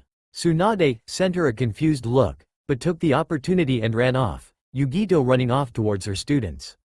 She found them both looking slightly beat up, but not too bad as Shizune ran off to help her master. Sensei, she's the real Tsunade, isn't she? Yugito thought for a moment before she shrugged. I think so, Naruto, I think so. After Tsunade and Shizune saved the boy, healing him good as new, Saito walked up to them and confronted them. After a short conversation, he realized that it was in fact the real Tsunade. He apologized profusely as he hoped she wasn't mad. When Naruto gave a completely unharmed Tauntaun back to Shizune, it was basically decided that all was well. Evening of the fight, Naruto and Omoi sighed in frustration as they walked towards the inn. Omoi knocked on the door and after only several moments, it opened, revealing Shizune. She looked at them with a light glare. "What do you want?" Omoi seemed to be struggling with something when Naruto just came out with it. "Will you heal Karui? Her body doesn't seem to be getting over the poison." Shizune looked confused as she looked at the time. It's been 9 hours, the poison should have left her system completely 2 hours ago, at the very latest. Though weary, she followed them out. They arrived at a small camp near the battleground with 4 tents and a fire in the middle. It was basic but comfortable. However, Yugito was looking at one of her students in worry, holding a cloth to her head. "Excuse me." Shizune's voice snapped Yugito out of her trance. "Do you mind?" Without a second delay, Shizune lightly pushed her way past the reluctant Yugito and ran her glowing hands over the girl. "Oh, I see." The Kumo nin leaned in, waiting for a response. "It's nothing serious. If you come with me back to the inn, I should have some antihistamine." She had an allergic reaction to the poison. The poison has run its course, but she is fighting this now. Once she gets what she needs, she'll be good in a few hours. When Naruto went back to the inn with Shizune, he was greeted by an annoyed Tsunade. However, after Shizune explained what happened, Tsunade merely tossed the boy a small box of pills. "Give her one every 10 minutes for the next hour. She'll be fine." Naruto was about to leave when he stopped. "For what it's worth, we're sorry." Tsunade shrugged. "Don't think I didn't have my fair share of fucked up missions, it's part of the job. Don't stress it, kid. You'll only die young." Naruto quickly made his way back to the camp and sure enough, Karui was doing better within the hour. The next morning, Team Yugito was packing up their camp as they prepared for the trip home. It would take longer since Karui wasn't 100%. Omoi watched as Karui struggled to close her tent up. "When you came back with the pills, I almost expected more poison." "You know, I resent that remark." The 3 genin jumped at Tsunade's voice. She stood next to Shizune and Taunton as she stared at the ninja that caused her trouble. "I should want to kill you, but I haven't stretched these old muscles like that in years." However, Tsunade sent a glare that promised death towards Yugito. "You, however, we're going to need a rematch." Yugito easily matched the glare until Naruto grabbed Yugito's shoulder and Shizune grabbed Tsunade. Shizune bowed slightly to the Kumo ninja. "Take care, if we see you again. I hope it is under more pleasant circumstances." The Kumo ninja nodded and waved as they left. Once they were out of sight, Tsunade turned to Shizune. "I get the weirdest feeling, I haven't heard the last of that team." Karui stretched her sore muscles as she stepped from her tent. They were only a few hours from Kumo and they could have made it the night before, but they were in no hurry to get another mission. "Hey, Karui, how you feeling?" Karui glanced to the side and saw her sensei. The blonde was boiling a kettle of water for her morning tea.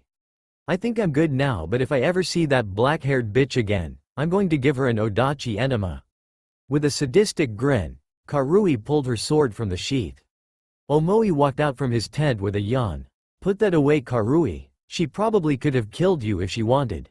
Karui's fierce yellow eyes sent a chill down Omoi's back. Boom! The 3 Kumo ninja looked towards the river, only to see a large tree fall. Karui grips her sword as Omoi begins to panic.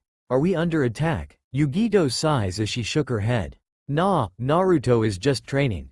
Omoi let out a sigh, out of relief or annoyance is unknown. "Man, he can be such a pain." However, Yugito made sure to defend her student. "You may tease him about his efforts, but he is the genin that fought a Jonin-level ninja whom was the apprentice of one of the legendary Sennin of Konoha." That brought everything back to perspective. Karui looks at Omoi and they nod. "We're going to go join him for a bit, Yugito-sensei." Yugito nodded to the 2. As soon as the 2 were out of sight, she smirked.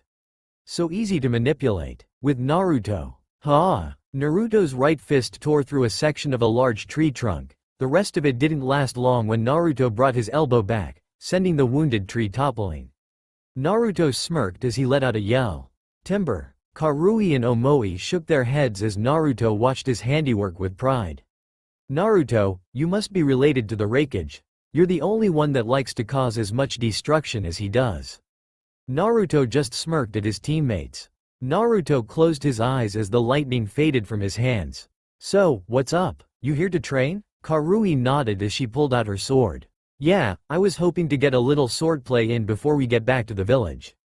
Naruto nodded. Cool, I've got some weightlifting to do. With that, Naruto headed off to the side while Karui and Omoi drew their swords and faced each other with blank faces. Both of their voices suddenly shouted. Cloud style. Front beheading. Clink. Both Odachi met between them as they both struggled to overpower the other. Omoi had just a little more strength than Karui and managed to push her back. However, she quickly spun out of the deadlock and slammed the steel pummel into Omoi's cheek, sending him staggering. With Naruto looked at the giant tree he had knocked down as he tried to guess its weight. He figured it was about 80 feet tall and about 12 feet wide. After staring at it for a few minutes, the boy gave up on the math and just stepped up to the end.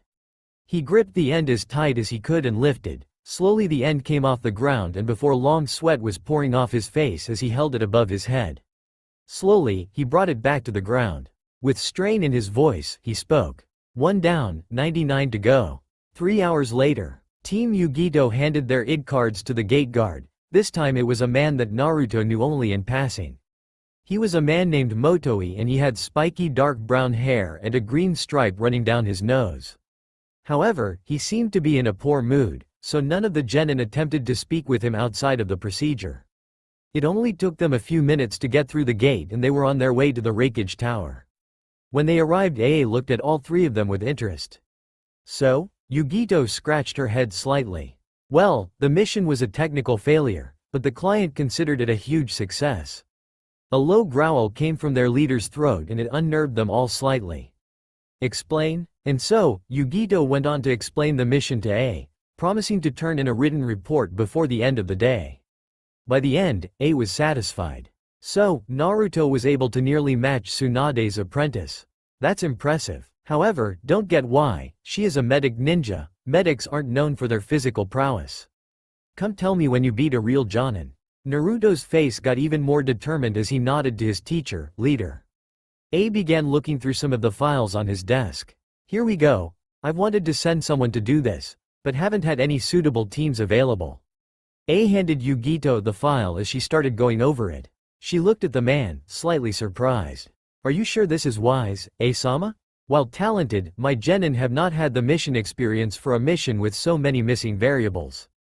A studied each of the ninja in front of him for a minute.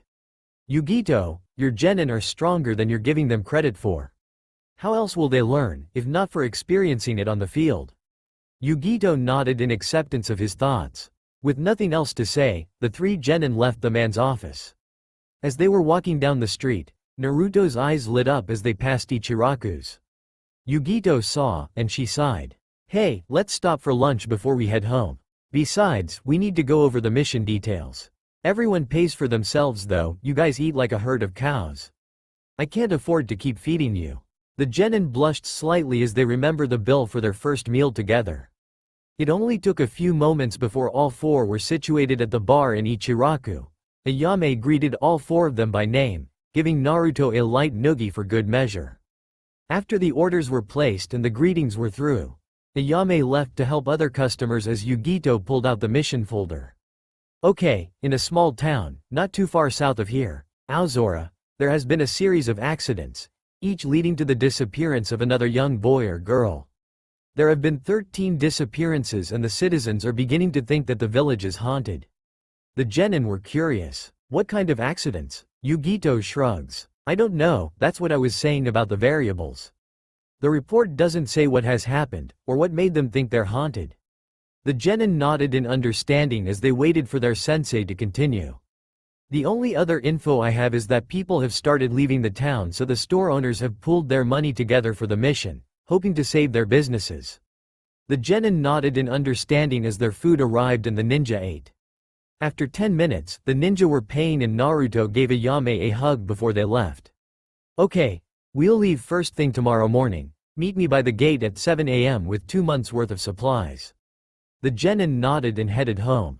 It didn't take Naruto long to get home and he saw Darui lazing on the couch with Mabui sitting on his lap, kissing him fiercely.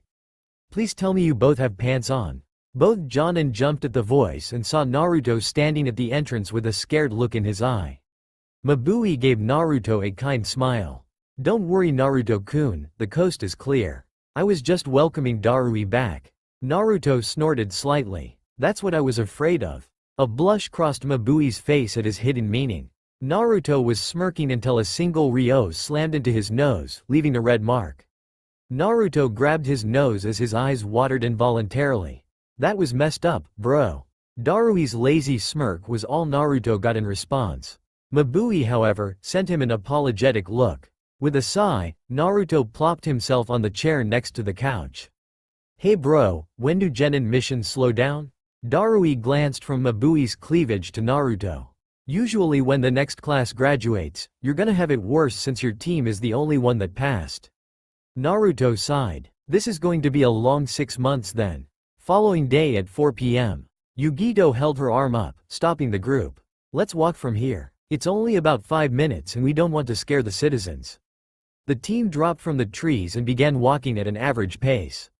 Karui and Omoi walked side by side in front while Yugito and Naruto followed.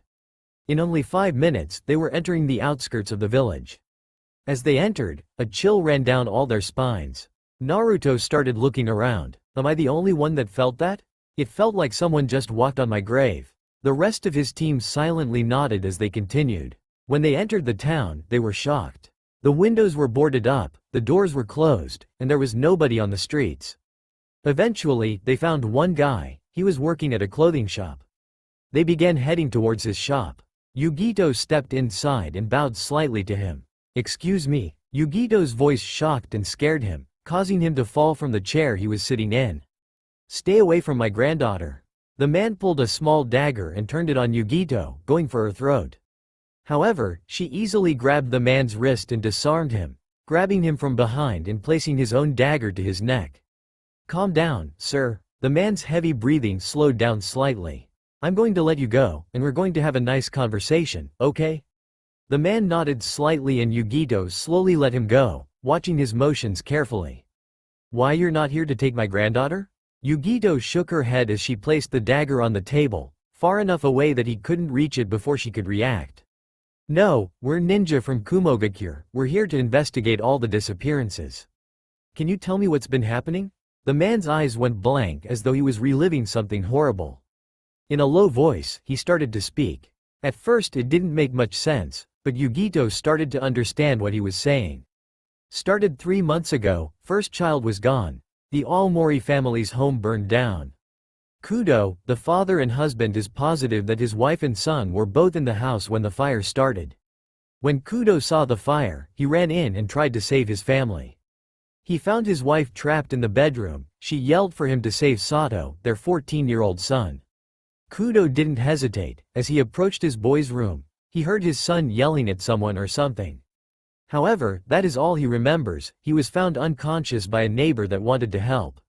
He was lying outside his son's door with a gash on his head. His son's body was never found. Yugito nodded in understanding and was about to speak when he continued. Then the hunting accident with the Akita family's young son. Ito, the 12-year-old boy, went hunting with his father, Suzuki. Suzuki saw his son hit a moose with an arrow, but missed any vital spots. The moose charged him and slammed him into a tree. Suzuki put the moose down, but his son's body was nowhere to be found. The stories just went on, and the man clearly believed every single one of them. Yugito wasn't so sure. If it was only a few cases, she would say it was parents are unable to deal with unruly children and snap, but not this many. There were 13 cases in 3 months where a 12 to 15-year-old's body disappeared without a trace. Yugito looked at the man's face as he relived everything that had gone on. Has any investigations been conducted? The man nodded slowly. Yeah, nothing was turned up, until one day, a team went into the Kobayashi forest. They never returned. Yugito nodded to her team and the man. She got up and they started to leave. Chances are, whoever or whatever is causing this, lives in that forest. We're going to need to find out what. The genin nodded with serious expressions on their faces. Omoi jumped on top of the shop as the others were speaking. He looked around for a few minutes before he thought of something. Hey, sensei, we're going to need a detailed map of the area. Yugito nodded as he dropped next to Karui. Yeah, I already thought of that. We're going to have to ask around, See if any of the local hunters have a map. The genin nodded as Yugito looked up at the sun. Okay. Meet back here in 45 minutes with whatever you can get your hands on. The genin were gone in a flash. 45 minutes later. Yugito looked at her team in confusion. They each had a frown etched onto their faces. What's wrong? It was Naruto that spoke, his eyes held a faraway look. If she knew him as well as she thought she did, he was thinking about his time in Konoha. This village, it's dying. The people have no hope. I've never seen such a broken group of people in my life. Omoi and Karui had basically the same thoughts. Yugito nodded in understanding, but knew that the mission had to go on. If you want to help them, you need to put any sympathy behind you and keep your mind on the mission. Did anyone get a map? Omoi and Naruto shook their heads while Karui pulled out a piece of paper. This belonged to Ito Akita, the boy that disappeared during the hunting trip. His father said we could have it, he just wants to find out what happened to his son. Yugito nodded as she opened the map. It wasn't perfect, but it was what they needed. Okay, let's get moving. Hopefully we can have this figured out before nightfall. The genin nodded and they took to the trees. It took them nearly an hour to find the first major landmark on the map. They should really rename that. It looks nothing like Grandpa's nose, that's just dumb. Everyone sighed as Karui ranted. Omoi glanced at his cousin with a smirk. You're just mad that you didn't see it. The glare Karui sent his way had Omoi shivering slightly. Yugito, however, was hardly amused. Focus, you two. We're on a mission in potentially hostile territory. The genin sobered up and began checking every shadow they passed, just like they were taught. Yugito had a deep frown on her face. It's weird, it's like there is some strange, dark chakra unlike anything I've ever felt before. I can't pinpoint it though. For the next 2 hours the Kumo ninja searched the forest. Yugito looked up at the fading sun. Damn, it's almost nightfall and I'd rather not be in the forest at night. I guess we'll call it a day and go back to town to rest. Hey guys, we're going to call it a night. I don't want to be in this forest when the sun goes down, we don't know our surrounding at all, plus. However, Yugito was interrupted when an ear-shattering scream penetrated the forest. Without a second thought, all 4 Kumogakure ninjas shot off, straight for the noise. They arrived at a small cave with strange tracks, similar to a bird, only really big. Omoi's mind was running through so many possibilities that result in the end of the world that he doesn't even know where to start. Naruto, however, had a serious expression on his face, his knuckles white as they wrapped around the T-handle of his kunai. Let's go. Yugito and the others nodded, but Yugito held her hand up. Keep your mind clear. Anger will only hinder you during a mission like this. Each of the genin forced themselves to calm down as they entered the cave. The second they did, the smell of blood, death and decay surrounded them. Karui had a worse scowl than usual. Whoever is doing this is one sick fuck. The others didn't bother to respond. Several minutes later, deep within Naruto's mind, a single red eye opens slightly as it feels a chakra unlike any it ever had before. Interesting, that beast was none other than the Kyuubi. With a sigh, the Kyuubi spoke to his container of his own free will for the first time since they were joined 12 years ago. If you don't want to get skewered, you should duck, now. With Naruto, shocked at hearing Kyuubi's voice out of nowhere, Naruto did exactly that.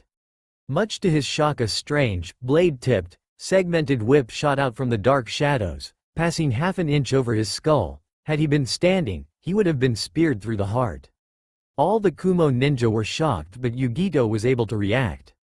Just as the whip started shooting back to the shadows, Yugito appeared, grabbing the appendage in a firm grip. Assault form blitzkrieg. Without a second delay, the genin moved.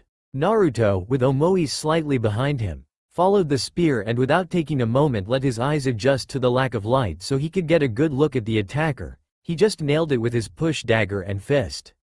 However, he instantly regretted it. Gah! In an instant, Naruto shot backwards, clutching his hand. At the same time, Karui moved. Cloud style. Crescent moonstrike. Karui's arcing blade had a little trouble as it sliced through the whip. The shriek that came from the shadows had the ninja holding their ears. It was unlike anything they had ever heard before. However, it didn't last long when the shrieking started to move incredibly fast through the cave. Naruto looked at his hand in shock as the skin and muscle tissue disintegrated as it started to melt away. Omoi jumped in front of Naruto, ready to help defend him. Holy shit. All the Kumo nin focused on Karui, only to be shocked when they see her sword fall in half, melted in the middle. Naruto's eyes never left his arm, as now, he could see the bone of his forearm. His eyes went blank as he started to go into shock. Naruto's mind. Helping you is getting old, boy. With Naruto. However, Naruto didn't even reply and could only sigh slightly as the burning, yet pleasant sensation of his arm repairing itself snapped him out of it. Omoi, who was standing next to Naruto, watched in surprise as he saw wisps of red chakra appear from nowhere and slowly, his muscle and ligaments started to repair themselves. Does Naruto have some sort of Kekkei Genkai?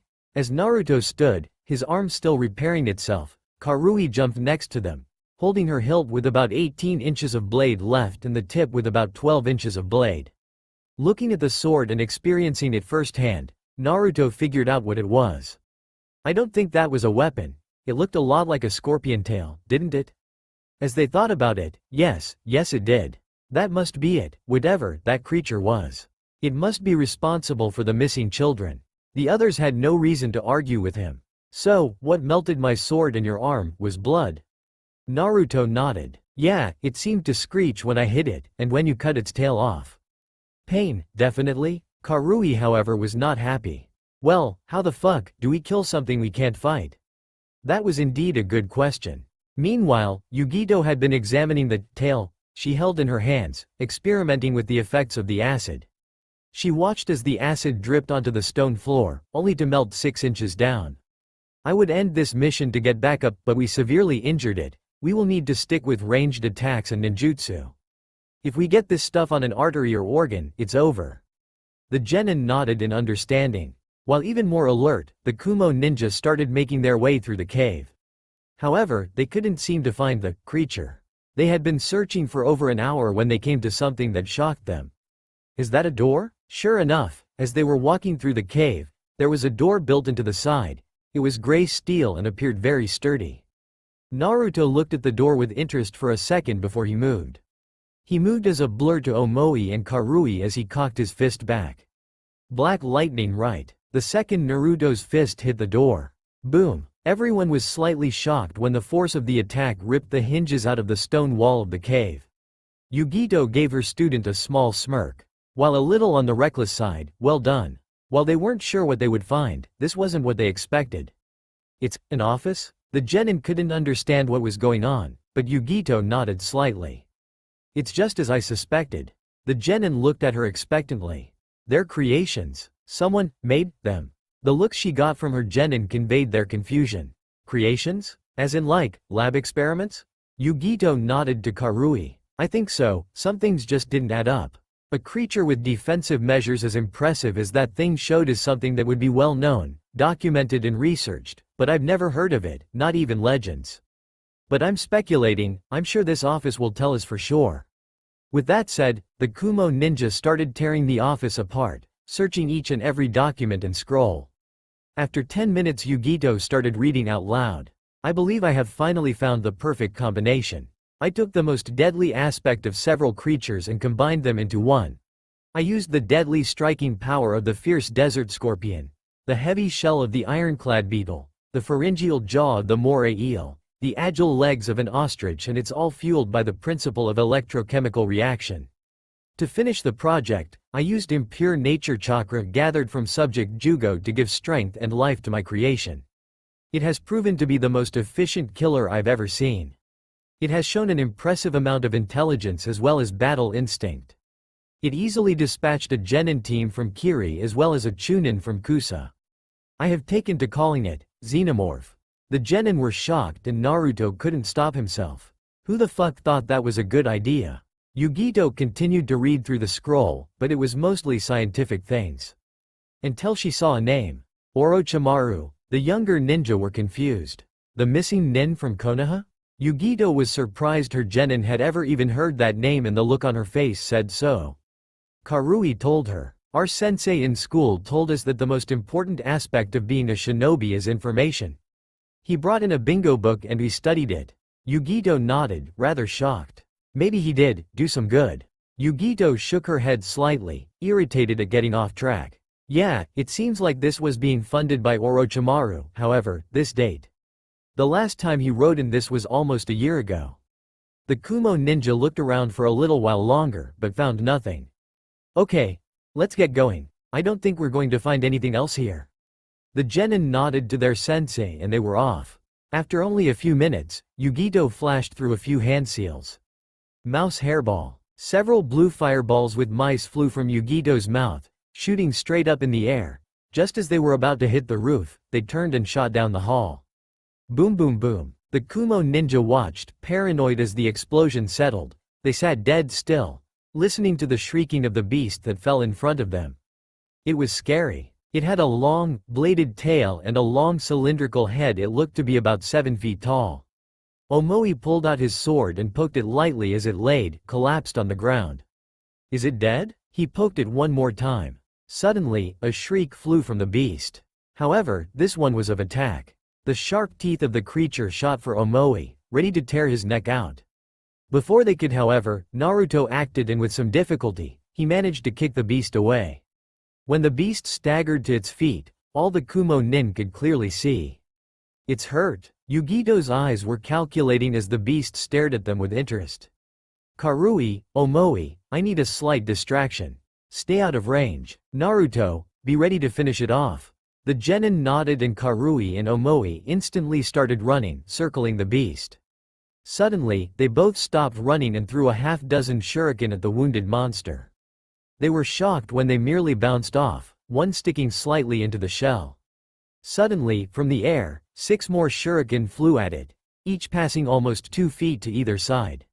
However, the little bit of light in the cave glinted slightly at the wire attaching them together. Suddenly, the shuriken changed direction, rapidly spinning around the beast as the wire wound around its legs and torso. Go Naruto! Without a second delay, Naruto jumped straight into the air and pulled out 2 shuriken. I hope this works. He focused on the 2 shuriken as he channeled his chakra into them. Suddenly, black lightning began sparking around them. The power of the shuriken increased so much that they tore through the skull of the monster. It screamed for a few seconds before it went silent. After ensuring that the beast was dead, they moved on. It was only a few minutes until something dawned on Omoi. There are more than one? That wasn't the same one. I wonder how many there are. As if answering Omoi's question, the cave they were walking through expanded even more than its already impressive girth. It became something of an assembly hall.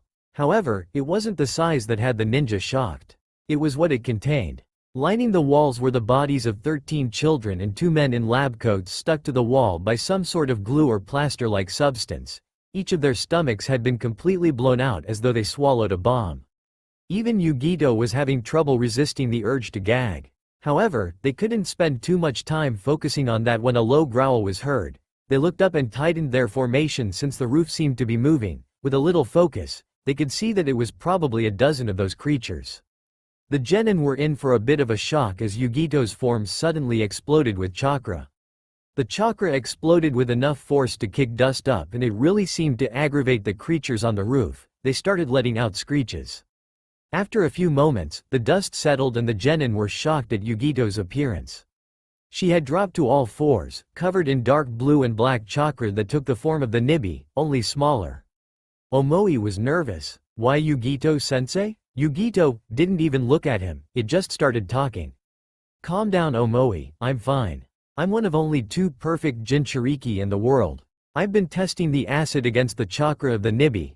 I can fight at full force without fear of their blood while I'm in my version 2 form. When I say, I want you 3 to move over to that corner over there and keep in a very tight formation, defend each other. I will deal with these. The genin could only nod, each thinking the same thing. I've never seen Yugito-sensei like this, we could die if things don't go right. Yugito's Nibi-enhanced eyes scanned the room, counting each of the Xenomorph and planning out her attack. 13. Now, in a blur, Yugito was gone, crashing into the roof, her arm buried into the head of an Xenomorph, the acidic blood eventually losing against the defensive properties of the Nibi's chakra. 12. The Xenomorph weren't idle and 6 of them charged up behind her, ready to skewer her with their tails. They didn't take into account for her own tails. Double tail spear. Both of Yugito's tails shot back and each impaled a creature in the torso, causing them to shriek in pain. However, she wasn't done and she swung her tails around, using the skewered xenomorphs as wrecking balls, slamming the attacking creatures to the ground. 10. With genin. Naruto watched in awe of Yugito's abilities. She showed me version 2 when she trained me, but I had no idea it was this strong. All three of their eyes widened when 4 of the 6 xenomorph on the ground stood and started stalking towards them. They kept their formation tight, even as the creatures started running towards them. We may be genin, but let's show these fucking things what Kumo shinobi can do. Karui repositioned her hands on her swords. One hand held the hilt with 18 inches of blade, broken at an angle to give it a point, and the other held the tip of her sword with tape and cloth wrapped around the blade. Omoi's sword was positioned to defend. Meanwhile, Naruto closed his eyes. Naruto's mind. Naruto looked at the giant fox, lazing around behind the bars of the seal that acted as his cage. Hello, Kyuubi Dono. A single red eye opened, staring at the boy with annoyance. Boy, Naruto took a deep breath. I would like to use your chakra. The eye didn't shift or show anything of what the beast was thinking. No, I've given you enough chakra in the last day. Sometimes you need to rely on your own strength. Naruto scowled slightly at the fox. I might die. If the fox was moved by his words, it didn't show it. I know. With an even deeper scowl, Naruto disappeared. A smirk crossed the fox's face. I won't let you die just yet, boy, you interest me. But give me the chance and I will devour you before taking your soul as my vessel. With Yugito. Arg. Yugito jumped back. She had attempted to charge the xenomorph on the ground and had left her back exposed, getting a spear to the shoulder blade for her trouble. Yugito's eye widened with the creature threw her from the tail with incredible force. Boom. Yugito landed in a small crater, and when the dust cleared she hardly had time to move when 4 tails were about to skewer her. Cat claw. She managed to deflect all 4 tails with a single swipe of her claws, even managing to send them back a few feet from the force. Just as they were going to attack again, the sound of the ground breaking apart caused them to look down. They couldn't move fast enough when 2 tails and 2 arms of chakra grabbed them, wrapping around their necks and pulled them to the ground with enough force to rip their heads off. Slowly, Yugito stood, shaking the acid from her arms and tails. 6. With genin. Naruto formed the boar hand seal. Black lightning. Lightning fist jutsu. Black lightning surrounded Naruto's fists, flaring as he prepared to fight. Karui and Omoi were no less prepared as 4 xenomorphs charged them with intent to kill. Their first strike came by the one in front. It tried using its claws to tear off Karui's arm, however, she caught the hand with a cross block. Before the xenomorph could try again, Naruto appeared behind it, grabbing it by the tail before he spun, throwing it into one of the others, sending them tumbling. They were shocked when they watched the 2 xenomorphs start to fight. The one that Naruto threw ended up being killed when its head was impaled by a tail. Naruto was too busy watching the fight and didn't notice the tail heading for his chest. Cloud style. Crescent moon strike. Omoi's sword sliced the tail off before it could reach Naruto. However, he was left vulnerable to the xenomorph behind him when his sword started to melt. Before the xenomorph could react, Karui plunged her broken sword into the xenomorph's head until the hilt impacted the shell, killing the beast but leaving her with only a 12-inch blade wrapped in cloth. With Yugito. Yugito wrapped her tail around the neck of one of the xenomorph and slammed it into the ground 3 times until the head ripped off. Only 4 left. She looked around, looking for the beasts when she saw her genin facing 2 of them and 2 more were on the ground, dead. Perfect, let's see how they do. It looks like they've done alright so far. With genin. The 2 xenomorphs slowly circled the genin and they were regretting getting so far away from the wall. Omoi had been reduced to wielding 2 kunai and Karui's only blade was only about 12 inches long. The only good part was that one of the xenomorphs circling them had no tail. Naruto's nerves got the better of him and he pulled out 3 shuriken and let them fly at the tailless xenomorph. The creature easily avoided them and went in for the kill, charging with its claws bared. Naruto easily dodged the first swipe, but the second was a close call. However, he didn't notice when the xenomorph brought its foot up. Gah! The xenomorph's clawed foot tore a jagged gash down Naruto's calf. Meanwhile, the other xenomorph took that as a cue to attack and its tail shot at Karui. She barely managed to dodge it. Omoi tried to swipe the beast with his kunai, but was unused to such close-quarters combat. The xenomorph brought its tail around and slammed Omoi into a wall, causing the boy to cough up a bit of blood. Naruto barely managed to jump backwards, avoiding the claw as he hobbled on his right foot. His left leg was bleeding profusely. Faster than his injured form would allow him to react, the creature slammed its large head into his chest, sending Naruto skidding a short distance back. From his spot on the ground, he could barely make out what was happening around him. He noticed Karui was bleeding from a head wound and seemed disoriented. He noticed that Omoi was pinned against the wall by the xenomorph's tail. Suddenly, Naruto's world exploded in red as chakra began bubbling around him until it formed a red cloak with two tails floating behind him. Faster than he could process, he was right behind Omoi's adversary, facing away from it. He reached back, gripping the creature's biceps. Liger bomb. He showed amazing strength when he pulled the beast over his head and slammed it, head first into the ground. He didn't even notice the acid that covered his legs. He looked over and noticed the other xenomorph running away. You will die here. In a blink of an eye, Naruto was gripping the xenomorph by what was left of its tail. Naruto watched, fascinated as the xenomorph managed to break his physical hand's grip. However, the chakra claw allowed it to move about 10 feet before it went taut, stopping the beast. Nine Tails Lariat Slingshot. Like a slingshot, the chakra claw retracted the beast towards Naruto as Naruto pushed off the ground, slamming his arm into the beast with enough pressure to rip it in half. He hardly even noticed as the acid ate away the chakra cloak. However, by the time it touched his skin, it was ineffective. With Yugito. Yugito blinked a few times as she processed what just happened. I was about to attack the one going for Omoi, but Naruto beat me to it. He's so fast when he uses Kyuubi's chakra. Deep in her mind, the Nibi made herself known.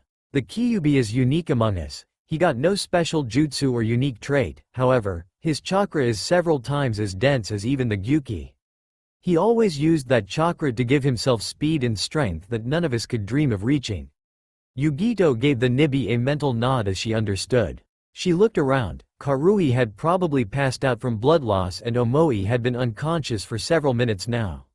With a smile, she formed a single hand seal. Multi-shadow clone jutsu. In a large cloud of smoke, 20 clones appeared. I want 5 of you to set about sealing the bodies of the children away. I want 2 of you to go back to that office and seal everything in it. I want 3 of you to start rigging this place to explode. I want 7 of you to cover every inch of this place to search for any signs that there are more. Finally, I want 3 of you to grab the genin. Without delay, the clones went about completing their orders. Before long, Yugito stood next to her 3 genin, whom had recovered, as she made a hand seal. Boom! The entire mountain went up in flames. As they enter town, they are surprised to see a boy, carrying shovels, axes, and sledgehammers, handing them out to civilians that looked ready for war. Naruto limped up to the boy. What are you guys doing? The boy was about 10, but he had a fierce expression on his face. We're going to find out what happened to my sister. They must be where that explosion happened. I just know it. Naruto looked slightly sad at that. It didn't take long to explain, censored, of course, what had occurred, and at the end, they unsealed the cleaned up bodies of the children, hoping to give the families some closure. Just as the old man from the shop was going to thank them, they were gone. The Yondaime Reikage looked at the thing on the floor of his office. Mind explaining what the fuck that is? It's eating the floor. With a single hand seal, the creature disappeared in a cloud of smoke. That Reikage-sama is called an Xenomorph. Yugito went on to give a verbal report as her genin went to the hospital to treat their wounds. It took her almost an hour to finish the report and the Reikage looked furious. Yugito was shocked he hadn't destroyed his desk yet. You're telling me that Orochimaru had scientists in the Land of Lightning, experimenting on children? Yugito gave a slight nod, unsure of what had A more furious than usual. After a few minutes he calmed down. Yugito, I want you to go get Darui and Dodai. Yugito was slightly surprised but she nodded and left. It only took a few minutes to find the two and return. When they did, in the office was A and Mabui. Good, Yugito, while you were gone, Orochimaru visited and attempted to broker an alliance between us and his new village, the village hidden in the sound waves. He made the alliance heavily in our favor and has planned the destruction of Konoha. We're going to join him. The Jonin around the room looked shocked at his decision. Yugito stepped forward, a deep frown on her face. Reikage-sama, that is not a good idea. This could ruin Naruto's thoughts of us. He may not hold Konoha in high regard, but he will not agree with its destruction for no reason. Yugito didn't notice his smirk was more devious than it usually was. He's going to attack the leaf, and when he does, we're going to get what we want. We're going to extort the key to Naruto's seal from the Hokage. Yugito stopped, her eyes wide as she played out everything in her head. Once the invasion starts, you offer assistance in exchange for the key. It's brilliant. A nodded. I thought so too. The snake hinted at having another of the major villages already set in the invasion. However, he refused to inform me of which one. The Hokage will have no choice but to agree to my terms. Yugito nodded. Will I be going to Konoha? A gave her a smirk. Yeah, you and your team will be partaking in the Chunin exams.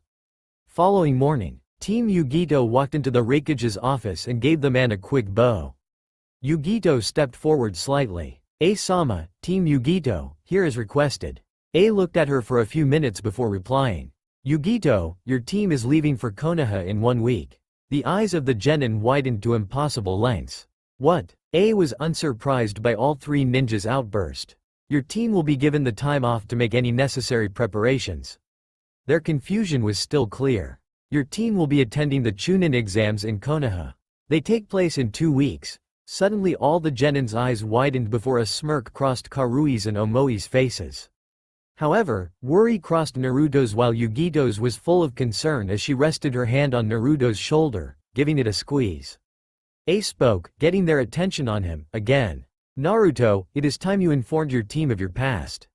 That was when Omoi and Karui noticed Naruto's nervousness, something that hasn't occurred too often in the last 4 years. What's wrong, Naruto? Naruto gave a sigh as he sat down in one of the chairs. Do you remember that day we met? I told you I lived in a small village before my uncle came and found me? Both Omoi and Karui nodded, they vaguely remembered his story. That was all a lie.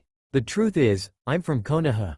With that, he spent 10 minutes explaining how he was kidnapped and given a choice to stay or go. When he was finally done, Karui and Omoi had a look of shock on their faces. You were a citizen of Konoha. Naruto just nodded, slightly worried about their reaction. However, Omoi was confused. No offense, but why would A-sama want to kidnap you? There it was, the question Naruto was dreading.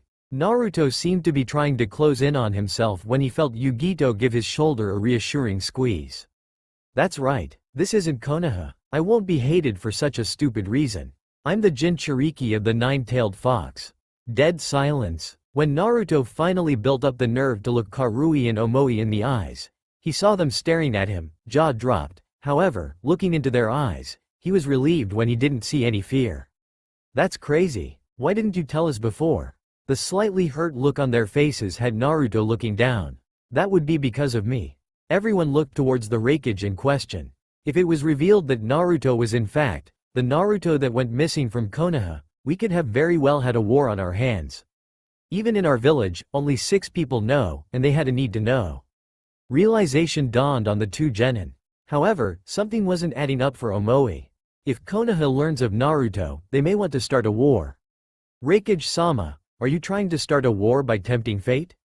A slight frown crossed A's face, worrying Omoi. However, it didn't last long as he let out a low chuckle. Your perceptiveness is well beyond your years, boy. No doubt your father's keen intellect has been passed on to you. No, I'm preparing for war. When the Yondaime Hokage sealed the 9 tails into Naruto, he used a seal so advanced that Sealmaster has never even heard of anything like it. However, within the seal is a key which can either reinforce the seal to hold the 9 tails back, or it can loosen the seal and allow Naruto to draw on more of the beast's chakra. As of now, Naruto has advanced as far as he possibly can, but the seal interrupts when he attempts to pull on any more of the beast's chakra. I know Konoha has the key. I'm hoping that during the Chunin exams, there will be an opportunity for us to find out where it is, or how to make one. Ace stared at the 3 genin as they all seemed to be in deep thought. Why don't you guys take the day off? You can start preparing tomorrow. Do whatever you need to do, to clear the air between yourselves. The genin left the office and the air of silence surrounded them. Yugito looked at the three with sadness in her eyes. However, after only a second, she turned to her leader. "Why didn't you tell them the real plan?" A smirked slightly. "Skilled or not, they're still genin and we can have nothing giving away our plan. They will not find out until the morning of the attack. I received word from the snake, we attack at the finals." With genin, while it seemed aimless, they ended up at Naruto's training ground. When they stopped outside, he beckoned them in, much to their shock. The land next to Training Ground 1 was off limits to everyone.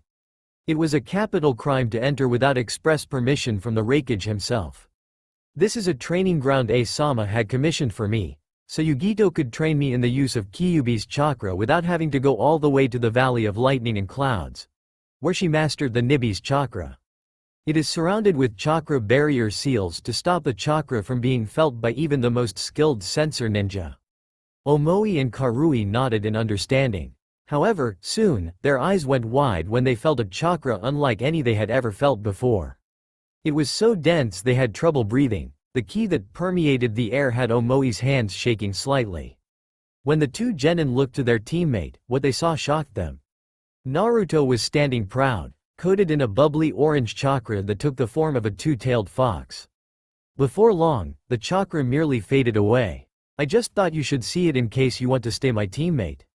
It took a few moments for Naruto's words to register in their heads. "What, you think we'd want a new teammate?" Naruto gave a slight shrug, and before he realized what was happening, Karui's fist slammed into his head. "Is that all you think of us? You think we're so petty that we'd want a new teammate?" Naruto had no response, so he just lowered his head in slight shame. Soon, he felt two hands on his shoulders. When he looked up, he saw the smiling faces of Omoi and Karui. "Naruto?" Karui spoke in the gentlest tone he had ever heard from her. "I don't care what other people thought of you because of it. We are a team and nothing is going to change that. She's right, you know. We're a team." All three genin turned around and saw Yugito standing there with a smirk. Slowly, Naruto nodded, a few tears escaping his eyes as he realized, even with all his secrets, he could still have friends. "Getting taken to Kumo is the best thing that ever happened to me." After he calmed down, Yugito spoke. "I want you all to rest up, make sure you gather your best supplies and make sure you're ready. This will be the first time Kumo has ever joined in on the Chunin exams, so it is likely you will be monitored closely and possibly even set up to fail." The genin nodded before they left the training ground. Naruto to get some sleep and the two others had to swing by a blacksmith and commission 2 new swords. 1 week later, Naruto looked around at the group. He was surprised when he saw who was going. "So, Yugito-sensei is our guard and you and C are Yugito's guards?" Darui just raised an eyebrow at his nephew before sighing tiredly. In front of them were A and Mabui. The Raikage stepped forward, grasping Darui's shoulder. "I'm counting on you to make sure nothing out of the ordinary happens until the 3rd round." Darui gave the man a short nod. "You can count on me, boss." A then turned to the genin. "Now then, remember what needs to happen. Technically I only need 1 ninja in the finals and I can attend. However, I want to rub it in Konoha's face that every ninja I sent is Chunin level." The man got several smirks as the genin punched the air. "You got it, Raikage-sama." Without another word, the group of 6 turned and started the 4-day trip to Konoha.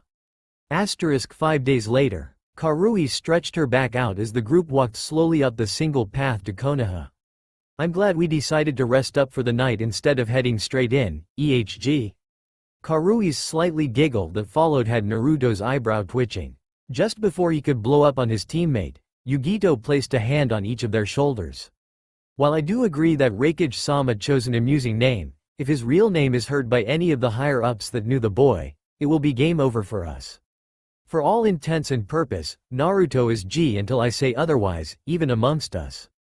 Understood?" Karui and the others nodded, though Naruto's eyebrows still twitched. "How dull, I see the gate. Be prepared, just in case." Darui may have appeared unchanged, but in reality, his hand was already halfway to his cleaver in the form of lacing his fingers behind his head. They passed the threshold of the village and Yugito narrowed her eyes as she felt 4 ninja around Jonin level prepare for a fight. However, they made no move of going on the offensive. Of the 2 gate guards, only one was awake. He seemed to have found something he likes.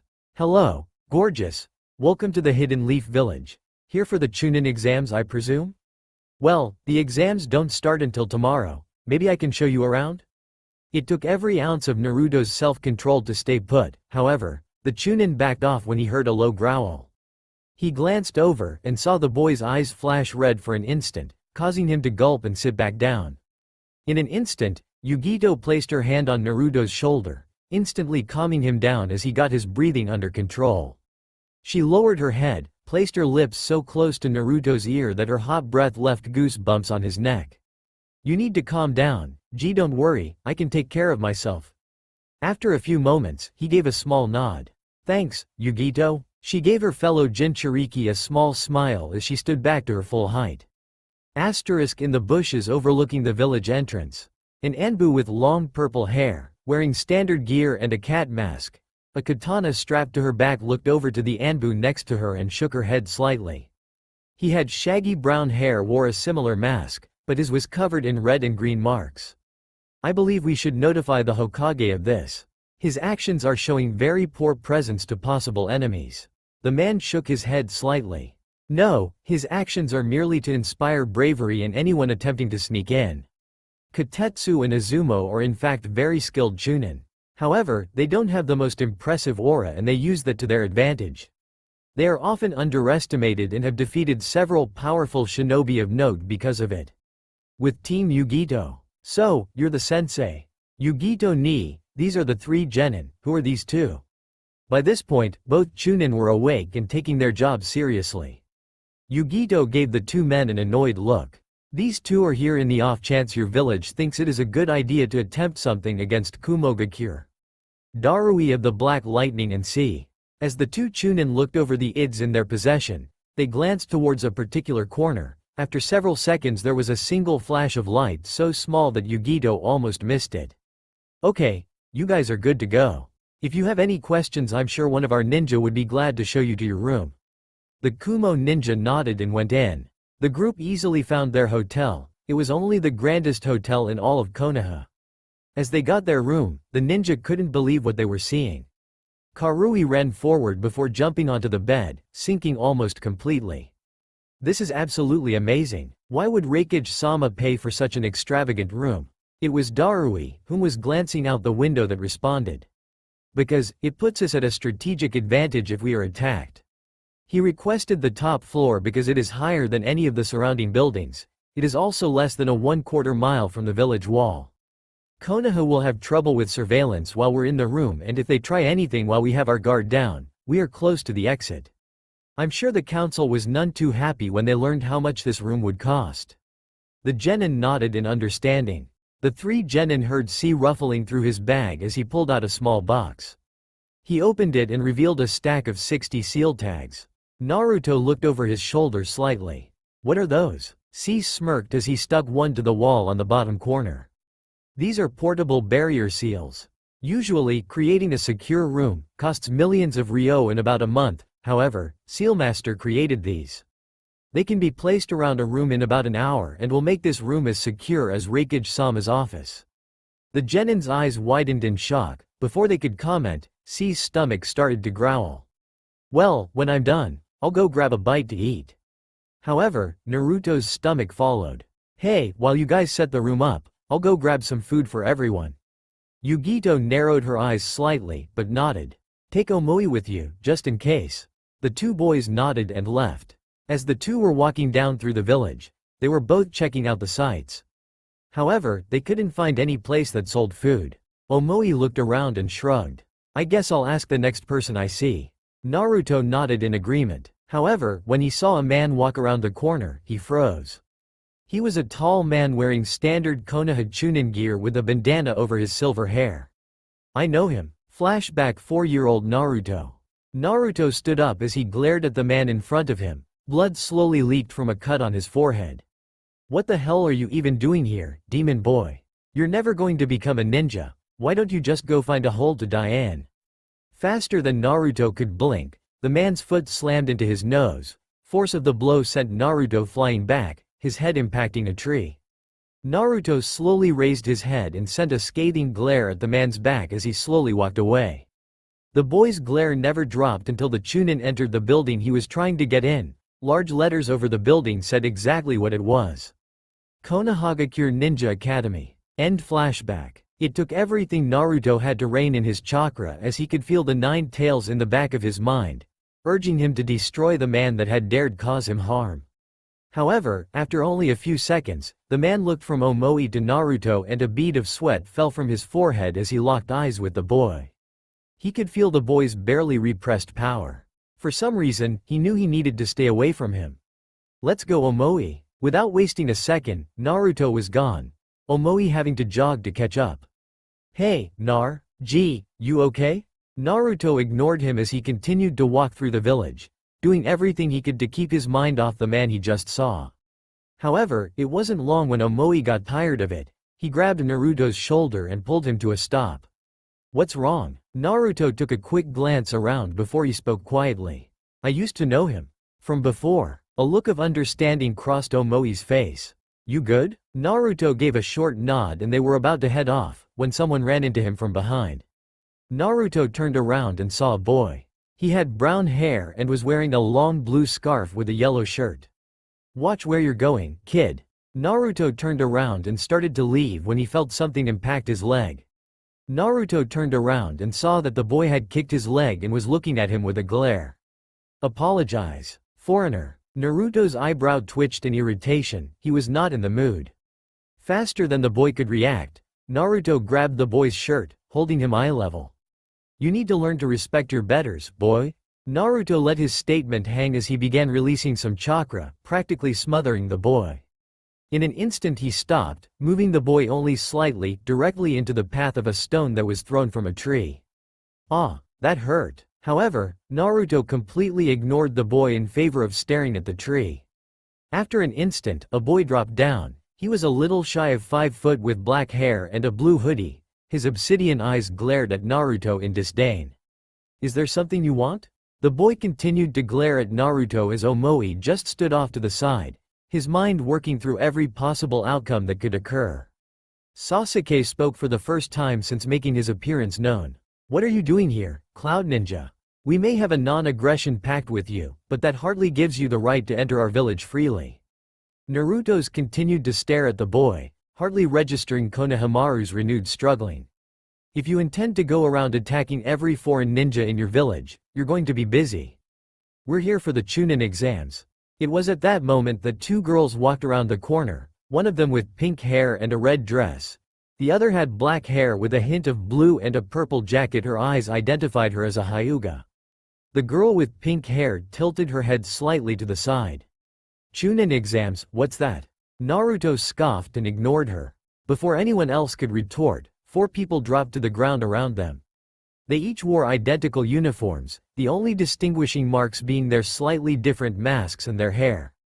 The one directly in front of Naruto stepped forward slightly, his hand resting on his ninjutsu behind his back. He wore bird mask and had short brown hair. Release the Sandaime Hokage's grandson, or pay with your life. Naruto stared at the man for an instant before he released his grip, allowing Konohamaru to hit the ground hard. Happy? Tell that old man to teach his grandson some manners before it gets the brat hurt. Naruto let his sentence hang and turned around, walking away. The bird-masked Anbu held an unseen glare on his face. No one disrespects Sandaime-sama. With great speed, he charged forward, pulling out his ninjutsu as he moved. His eyes caught the blade as he spun it around. No reason to kill the fool.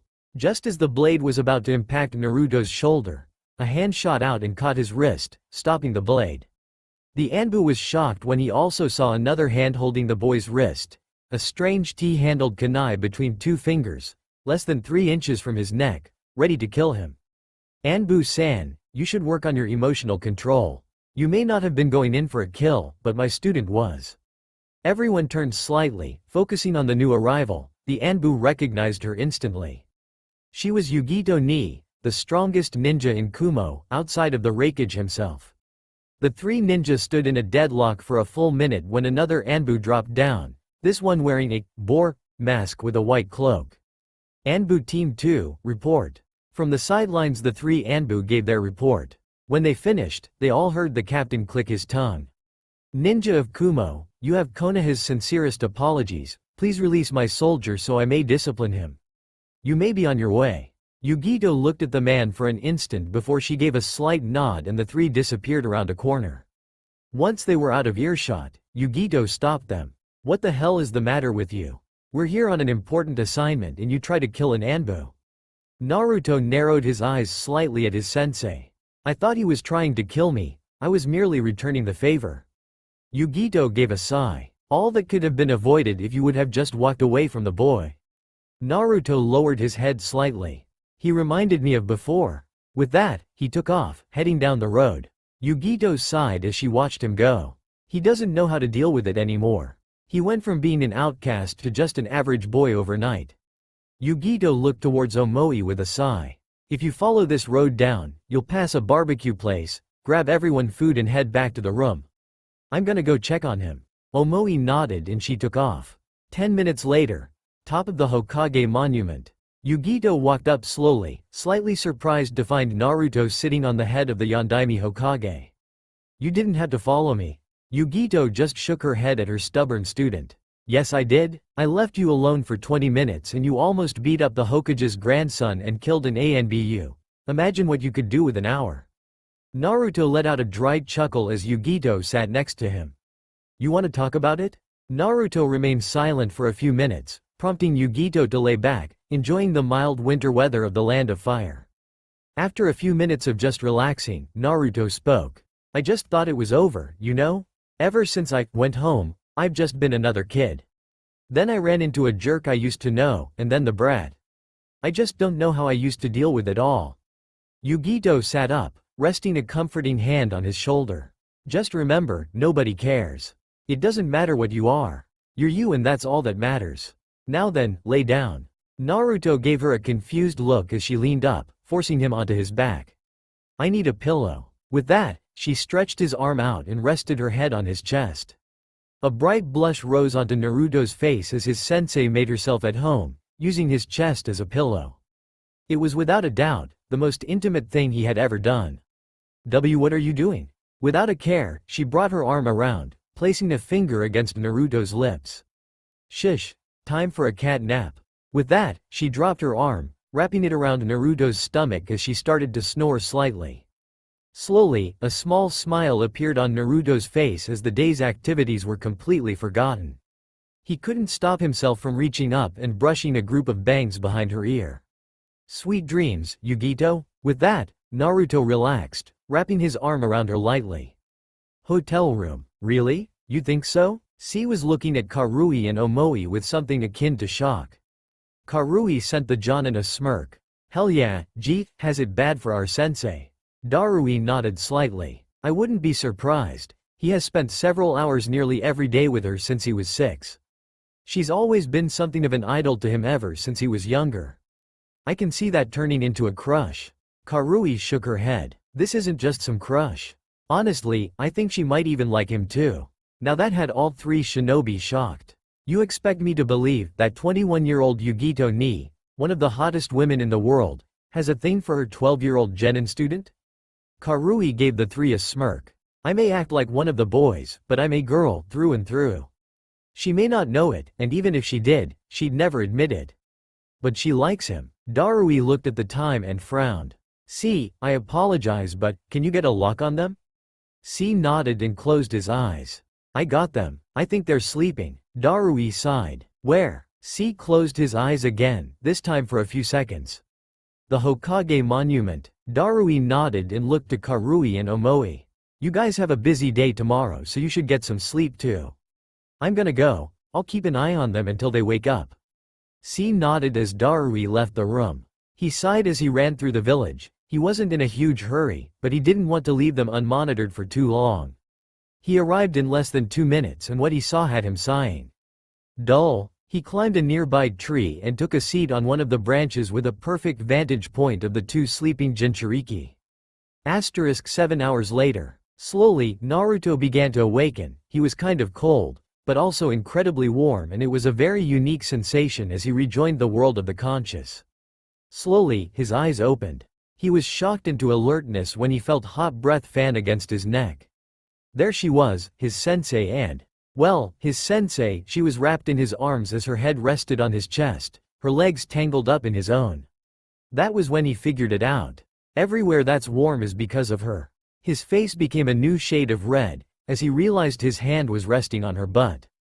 He couldn't help himself as he gave it a slight squeeze, causing Yugito to give off a light moan in her sleep. However, soon, the horror of what he just did caught up with him and all he could feel was shame. I just groped her in her sleep, that's wrong. Before he could admonish himself anymore, Yugito shifted and spoke in a sleepy haze. Naruto-kun. Faster than he thought was possible, he shot up, waking his bedmate in the process. She just said my name. She was dreaming about me. Yugito slowly shook her head as she was thrown into the world of the living. What's going on? Who woke me up? Naruto stared at the woman that was practically sitting on his lap as her chest was less than an inch from his face as she stretched out. The two stood and didn't say a word as Naruto stretched and checked his gear before nodding and taking off. Yugito dropped to the ground with her face in her hands as she thought about what just happened. Before long, she felt a hand on her shoulder. She looked up and saw Darui looking at her with a sympathetic look on his face. I wish I knew what to say to make you feel better, but I've never been good at matters of the heart. Hell, Mabui practically had to jump me before I realized she liked me. If you follow your heart, you'll be alright. Yugito didn't say anything as Darui left, making his way to the ninja academy that the first round would occur in. That's all for now. If you enjoy, then please like, share and do comments.